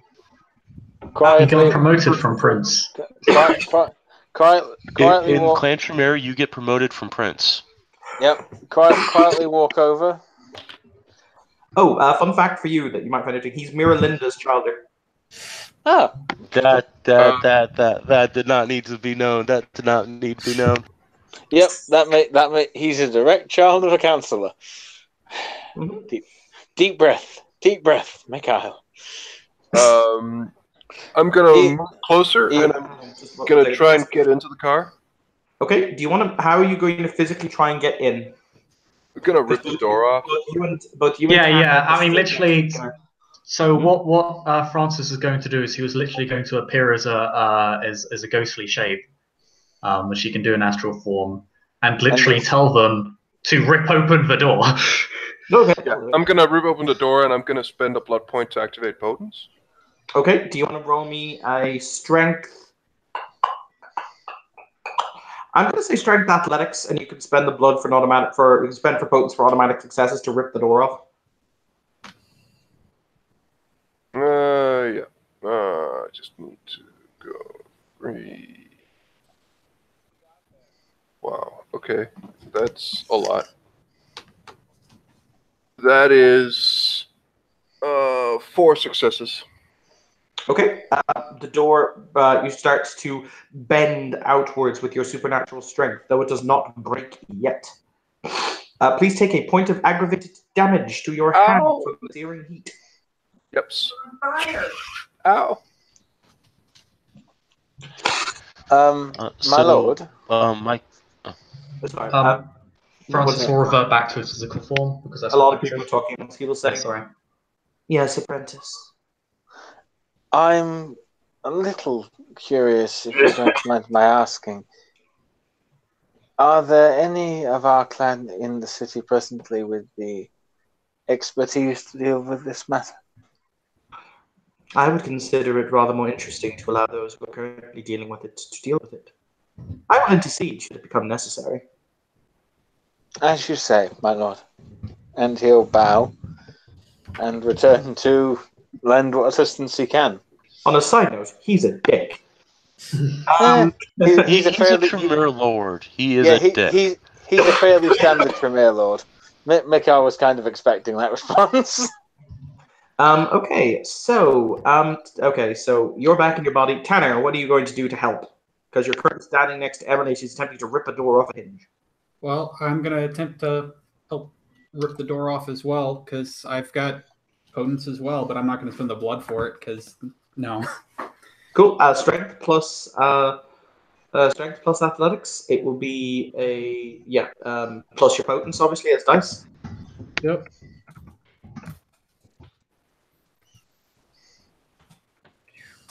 Only 1 success. You will also take a point of aggravated damage. However, that is just sufficient in order for both of you to pry the door off the hinge. It comes outward with a exploding. The air is sucked into the fire. Because fun fact, this happens.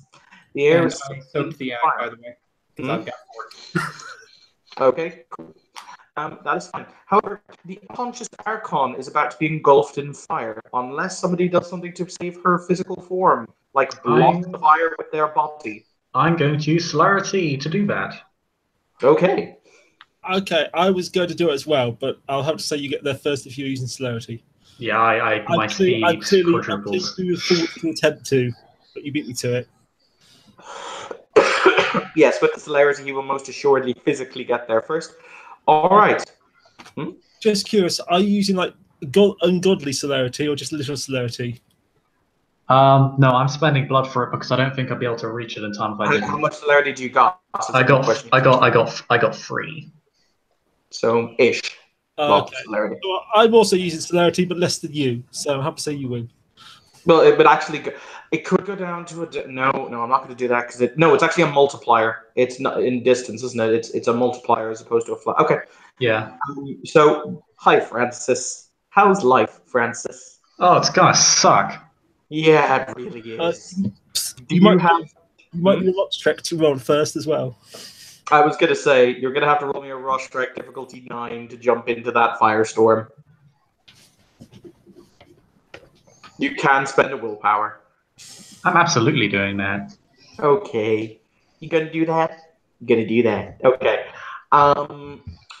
Does Francis have fortitude? No. Okay, Francis. In the ensuing ball of fire, it will set you alight, so you might want to do something about that, and you will take 5 aggravated damage. Ooh, yeah. I recommend rolling in the ground, screaming. However, he bodily protects the Archon who would have otherwise met final death. But Francis is now on fire. Well, I guess there is a fountain, right? Just after that has happened, Emily is going to use celerity as well. Mm-hmm. And she's going to pull both of them out as much as possible. Okay.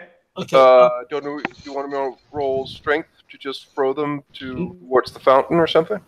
No. There is, for the record, there isn't a fountain. I don't know where the fountain came into existence. There isn't one. Oh, okay. No. Just Christopher's wishful thinking, I suppose. I've been to this particular hotel. You fucking wish there's a fountain. There is a duck pond, but it's around the other side of the building. Well, that's not very helpful. Well, I guess I'm gonna. Oh, for fuck's sake! Emily's gonna pull both of them out and try to, put out the fire. Okay. Yeah, Evan. Mm-hmm. Miguel's just going to run over, take over his coat, and basically jump on them. Okay. He's going to start beating the flames with his coat. All right. Poor Francis will take at least 1 more level of aggravated damage before the fire is put out. Gonna stop, drop, and roll for that. Is the Archon actually out the car now? Yes, but due to Chris's self-sacrifice, she is not on fire. No, and Chris has currently got a Tremere lying on top of him with a coat between them. The Archon's body, as you guys out of him. Basically, she's pierced with a huge amount of tiny metal fragments that basically are about the size of ball bearings that have punched through her in multiple places, almost like bullets. So it's a dirty bomb. Is she conscious or is she in torpor? She is in torpor. Okay. Well, since 2 other people have leapt on Francis, I will look after the Archon. Get her inside the building. Yep. Okay. Pick her up, take her inside. Michael's gonna call over and say, "Get everybody away from the car before it blows up further." Emily will take Francis over her shoulder and carry him inside the building. He'll immediately put up a hand. Actually, is she passed over the Archon already? The Archon was picked up by the Admiral and being taken inside. I assume that you are not doing a fireman's hoist, that you have her in your arms, so she has some dignity. Yeah. Yes. I don't think we had fireman's hoists when he was in the Navy, so no. By the way, as you do this, you'll see the Lord. He's almost bored. He closes his hand into a fist, and you see the fire extinguish. Mikhail's going to be faintly grinning at that. You might Yeah, want Francis. to. He'll look at Michael. He'll point at the bodies, and he'll say, "Now that it's not going to explode, you might want to bring those inside for examination, Doctor."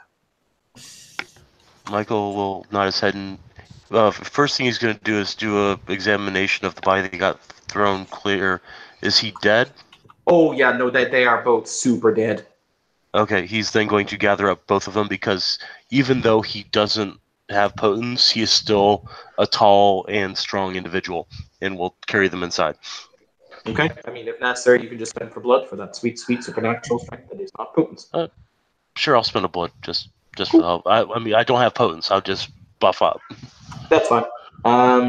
So people are brought into the building. Most of the kindred had left at this point, so it's pretty much only you gathered, the Tremere Lord, and you see the Harpy who's wearing a look of shocked disbelief on his face. Emily, carry me to that chair. She will gently put you down in the chair. Thank you. She just nods, just looks, and then just looks to the Archon. She's just, Thank you all for aiding the Archon and her retainers, but right now that she is safe, we need to focus on containing the wreckage.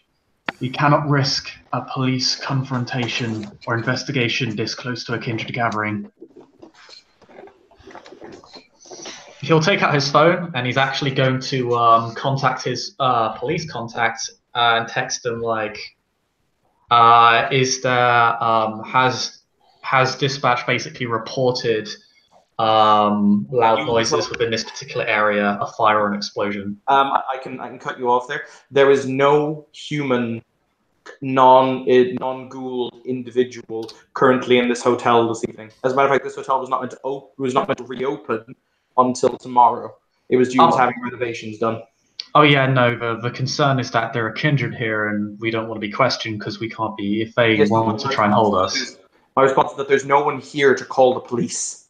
Oh, that's excellent. I know it's just anyone outside though, but if there's no bystanders, then that works. It's also for the record, this is an isolated country hotel. Like it is miles from anywhere. Oh, absolutely fantastic.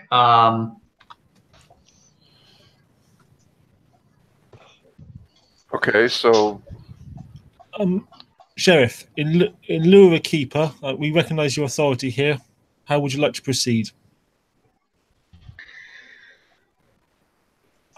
Does anyone have access to a vehicle and a location that can safely secure the exploded vehicle? We need it for investigation.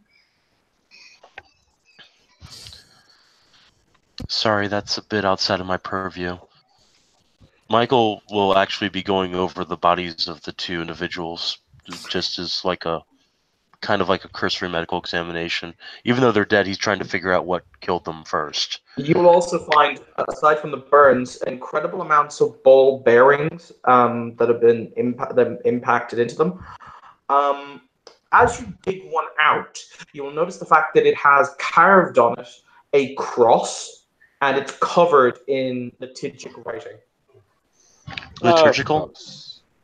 It's as in related to the Christian litany. Well, no, I understand. He broke up on it. I didn't know if he actually did say liturgical or not. So yes, he did. Michael's gonna look at it. He's gonna say, "Fuck me running." And this is the first time anybody's really ever heard him swear. You will also notice, by the way, as you clean it off, all of the ball bearings are solid silver. This has got to be one of the most expensive bombs ever put together. Oh. Yes. No, like yes. And she actually says that out loud. Does anybody here have any skill at demolitions? 1 second. I don't think so. No. Can anyone here? Does anyone here speak Latin to translate what's written on the translate what's written there? Yeah. I actually, no one else gives me one anymore. How's it going? Can speak Latin. Hello. You gonna read the thing? Yeah, he's gonna read the thing. He's for the most part, he's just kind of been chilling in the back, like hands clasped kind of behind his back, because a lot of people were talking and I was not about to get in that fucking mess. Yeah, so he'll just kind of step forward and pick one up to read it.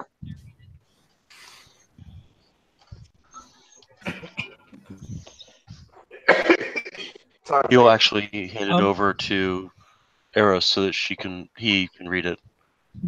While you're investigating, some of us should check the perimeter. Whoever did this may have observers planted in the area. Likewise, what we need is somebody who can check to make sure that no other bombs have been planted outside or anywhere where we could trip over them. I can secure our safe transport back to our respective havens if you'd be willing to trust my retainers with that information. Otherwise, you can just tell them to drop you off at another location. You can walk from there. But that is something I can arrange for. Am I anywhere near the sewer system for Dublin? Out of character. Sorry, Evan has just recorded a really long cough. Okay, give him a second. No problem. All right, so for Kim, no, you're not near the sewer system. Kim, does the question? I assume that your character has read the Bible. Yeah. Okay. I almost took biblical Hebrew too, so you could be like that bitch, but then I was like Aramaic. Aramaic is a great language, as Chris will tell you in Edessa. I just spam it to like learn his plots. It's great. The quote is from the book. Is from Isaiah 41:10. So do not fear. For this is tiny. Like if you didn't have all specs, you couldn't read this. This was clearly done with an incredibly. This was done with machines. This could not be done by the human hand. It's so tiny. It says, "Do not fear, for I am with you. Do not be dismayed, for I am your God. I will strengthen you and help you. I will uphold you with my righteous right hand."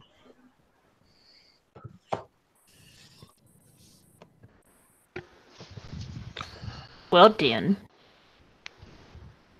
And then you look at a different one, and guess what, Kim? Is it the same thing? No.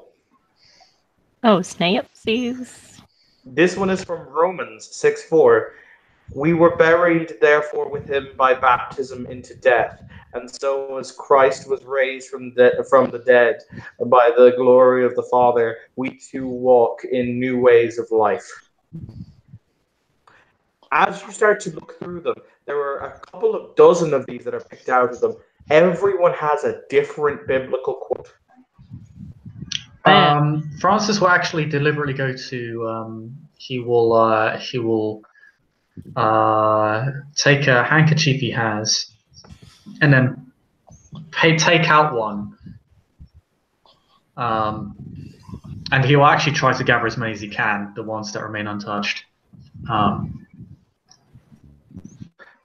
Keep in mind, the more that you engage with them, the less I will be able to glean from them, as your auras subsume those who once touched it.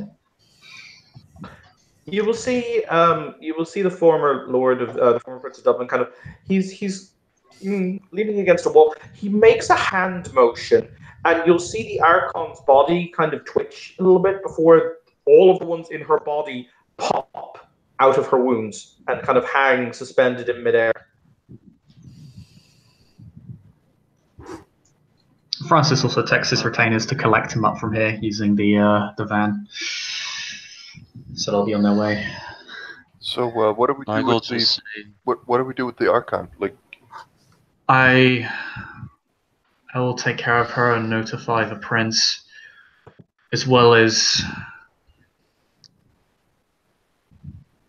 the contacts that she was to meet with, so that they are aware of the situation and can collect her at their earliest convenience. Respectable sheriff, in light of your injuries, would you like some assistance with contacting the prince and looking after the Archon? that was my thoughts as well. Like, Yes, Admiral Hood, if you could contact the prince. My ghouls are currently on their way to secure the Madam Archon. With your agreement, I'll take the Archon with me directly to him. No.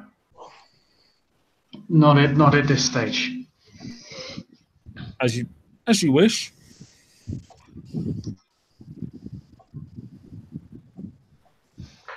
We don't know if you're.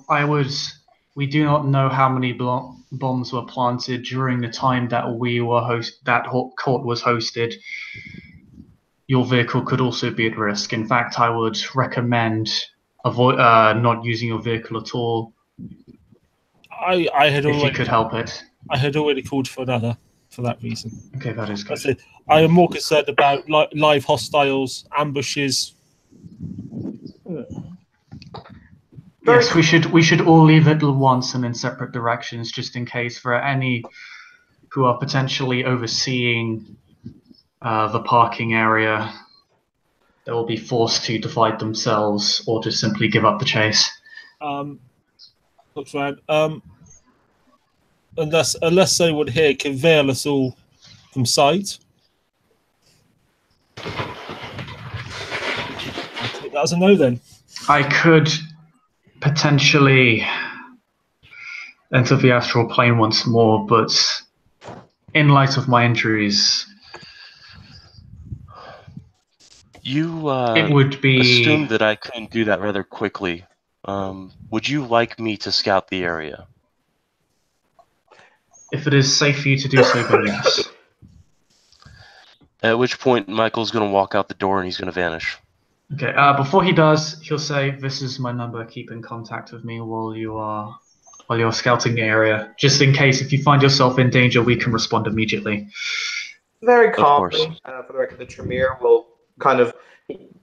nothing seems to phase this guy, but then again, you wouldn't suspect. He will simply look at he will simply look at Francis, and he will say, "If needs be, as you seem to be paralyzed with worry, I can safely remove both myself and the Archon to my chantry in Belfast. Like that." And he snaps his fingers for emphasis. You know, Francis would normally be delighted, but this is a Tremere, and nobody likes them. So, I mean, would you like to roll some Camarilla lore on this particular individual? I would, because there is a serious there are risks in taking up this gauntlet offer, but I have massive amounts of wound penalties. Out of character, we have also seen this guy essentially just standing around and just like, is she gonna die or isn't she? Ooh, this will be fun to watch. Like, yes, we have almost seen that. So I mean, out of character, I would be like, yeah, he's not getting her because he's gonna kill her somehow. Like, I don't actually think I can make the roll just because my wound penalties. I took 6 levels of wounds. You can spend a willpower to ignore your wound penalties. Also, I don't think wound penalties apply to intellectual rolls, do they? Nope. I think they apply to any roll you make. No, they don't. They don't apply Physical. to intellectual. They only apply to physical rolls. I'm pretty certain of that. Okay, yeah, then I'll just make the roll that I get 4 successes. Who the fuck is this guy? I have to admit, I did like the who fucked this guy. Who this? This new phone. Who this? Sorry. I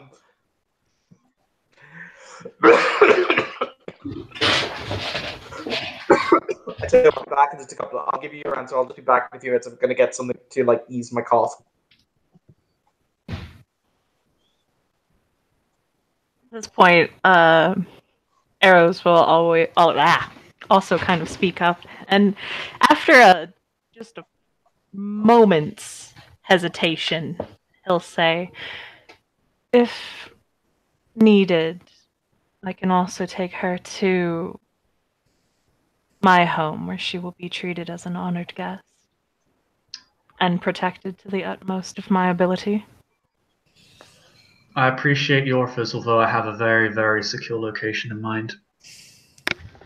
And I don't know, isn't there also like something with clan? Like, this is like she's from your clan. She points at Francis. I hesitate to mention it for the sake of politeness, but it is true. Merely did not wish you to shoulder all of this weight, since you seem to be doing the... What is the saying? Oxen's load? Front load? Whatever it is. I understand, and your offers and services are appreciated. Michael, this may sound somewhat redundant, but if you could perform an autopsy on those bodies and recover any shrapnel you find from them, as they appear to be of some relevance. As for the vehicle,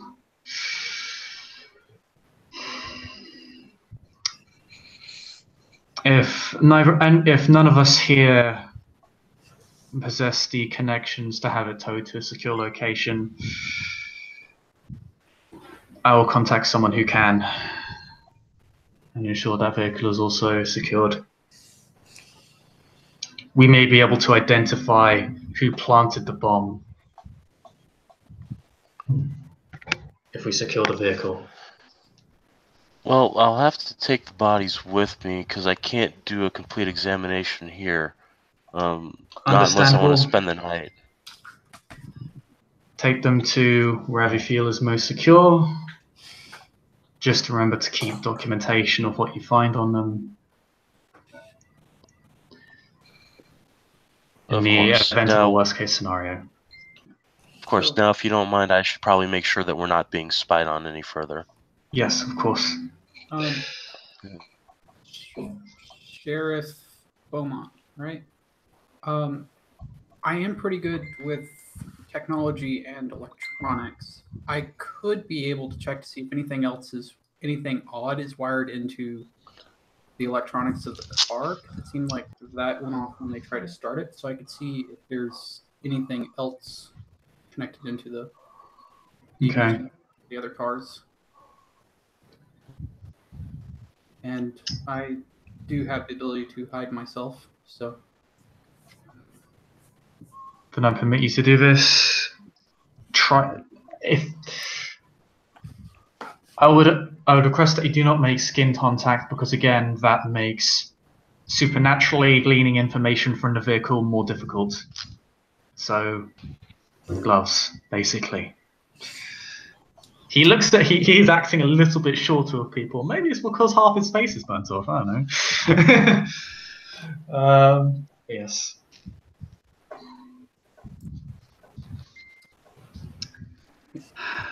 Yes, Tanner will take his leave and start checking the cars with obfuscate when he can. Because obfuscate is great.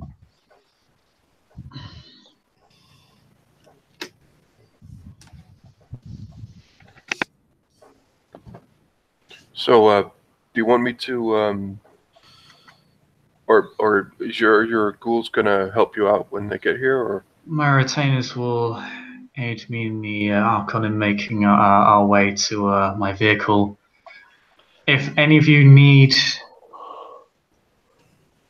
a ride back into the city, the vehicle I procured for this is quite large, so it can fit all of you if need be. But I assume at least some of you will find your own way back. I think it best I ride with you, Francis, in case you hit any problems along the road. Yeah, I think sticking together is probably a very good idea at this point, honestly. Well, my goals should... sorry, you might say goals. Well, my retainer should be here in but a few minutes. That's good.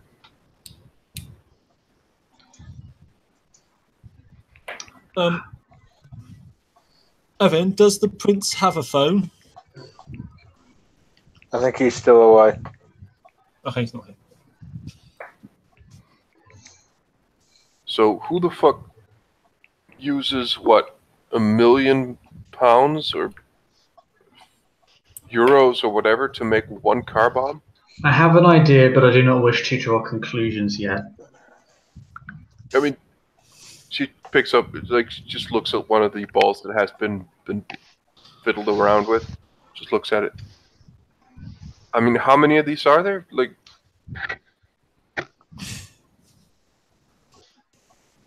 fucking nut job, really. Just She kind of just rumbles to herself something about, well, something.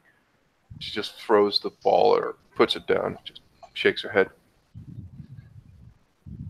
So, If this is ordinary religious fanatics, I will eat my own left shoe. No way on God's earth this is ordinary religion. I'm back. Sorry about that. I nearly died. It's It fine. would- Don't worry about it. It would not be the first time a masquerade breach has led to issues like this, although Hey, Evan. I'm not aware of any within any degree of recency in the city that could have caused this. It should imply something else. To answer the question, or the role that I had just before I left. Yeah. The chap's name, he's another Alexander. So he has the same first name as the Harpy. But his name is Alexander Stalheim. He was the former Prince of Dublin. He is now the Lord of Hibernia, overseeing the 4 provinces, 4 chantries. He is how to best describe him? He is the childer of one of the inner council of the Tremere. However, he is more interested in the effect than the cause, essentially. So when he prefers to see things play out. He very rarely takes direct action. Some people used to call him the spider because of his pretension or his predilection for very calm observing as opposed to taking action. Yeah, I believe Francis politely declined, and then Emily brought up the issue of clan, and Francis said, "Well, I hesitated to mention it for the sake of politeness, but that as well, basically." He has a location in mind. I'll tell you after the scene where he actually takes her, because he has quite a secure location, actually. Tim's question, using touch on the ball bearings. The problem is that they had no personal contact with the individuals who loaded them. They were engraved in a machine, and they were also placed they were never physically handled by the individual. They're not exactly sure if this was intentional, to kibosh exactly what you're doing, or if it was just you get a sense of the kind of the cold clinical nature of the machine that made it, but you're not sure if it was designed to kibosh being aura read or if it was just an actual, little funny kind of like, this didn't happen, basically. Hey, Evan. Yes, dear. If you were to find some of the casing for the bomb, that was handled by someone. That must have been handled by someone. I'm outside in VOTM. VOTME, sorry, Vanish of the Mind's Eye. At the same time, I can make any kind of roll you want to track and check to see if we're still being spied on or if there's anybody there. I'm also texting everything to the Seneschal, telling him to immediately inform the Prince of all this. While the other 2 guys inside are saying, "Should I call the Prince? Should I call the Prince? Should I call the Prince?" Yeah, I'm just texting the Seneschal about this. Brett, give me a perception alertness check. Alrighty. Let's see. That is 6 dice. Difficulty? Difficulty 8. Difficulty 8. I'm spending a willpower. Okay.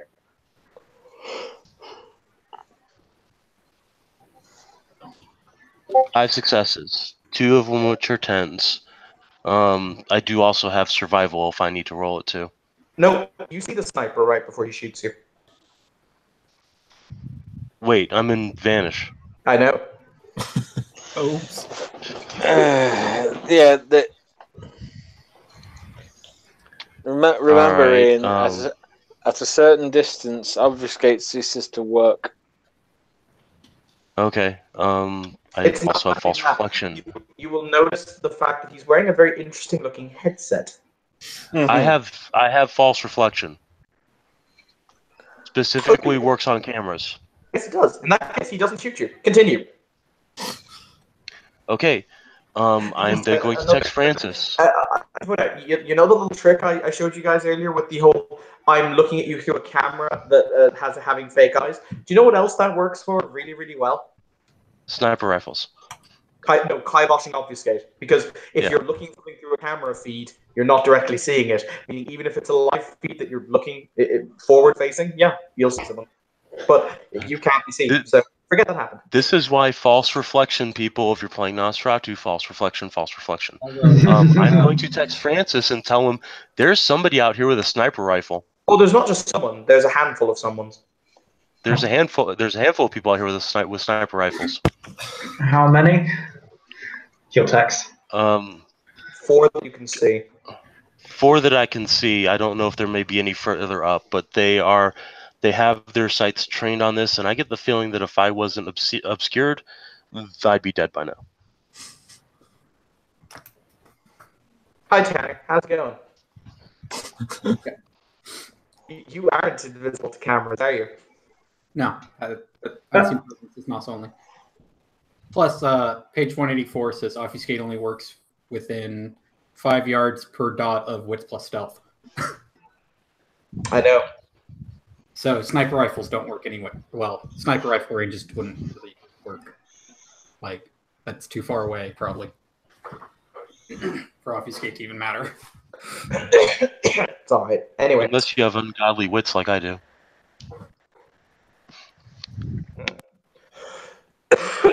Sorry. I don't know, because they might be outside of 50 meters. Okay, guys. So basically what's going to happen now is we're going to pause the scene here. We're going to stick a pin in it. At which point we are going to do the next part of this scene over the next week at some time. We will make a suitable arrangement. But you guys are going to have to last in a siege until such time as help arrives. So we are scene locked until then. I don't do scene locking, but so no. Yeah, feel free to role play other scenes. I don't, just as long as you don't reference this scene. I don't really mind. So in that case, yes, congratulations, guys. You have survived the true dance macabre. Now you have the castle of the damned. So thank you, players, for playing. Thank you all for watching. It's been another scene in Dublin. Have a pleasant evening.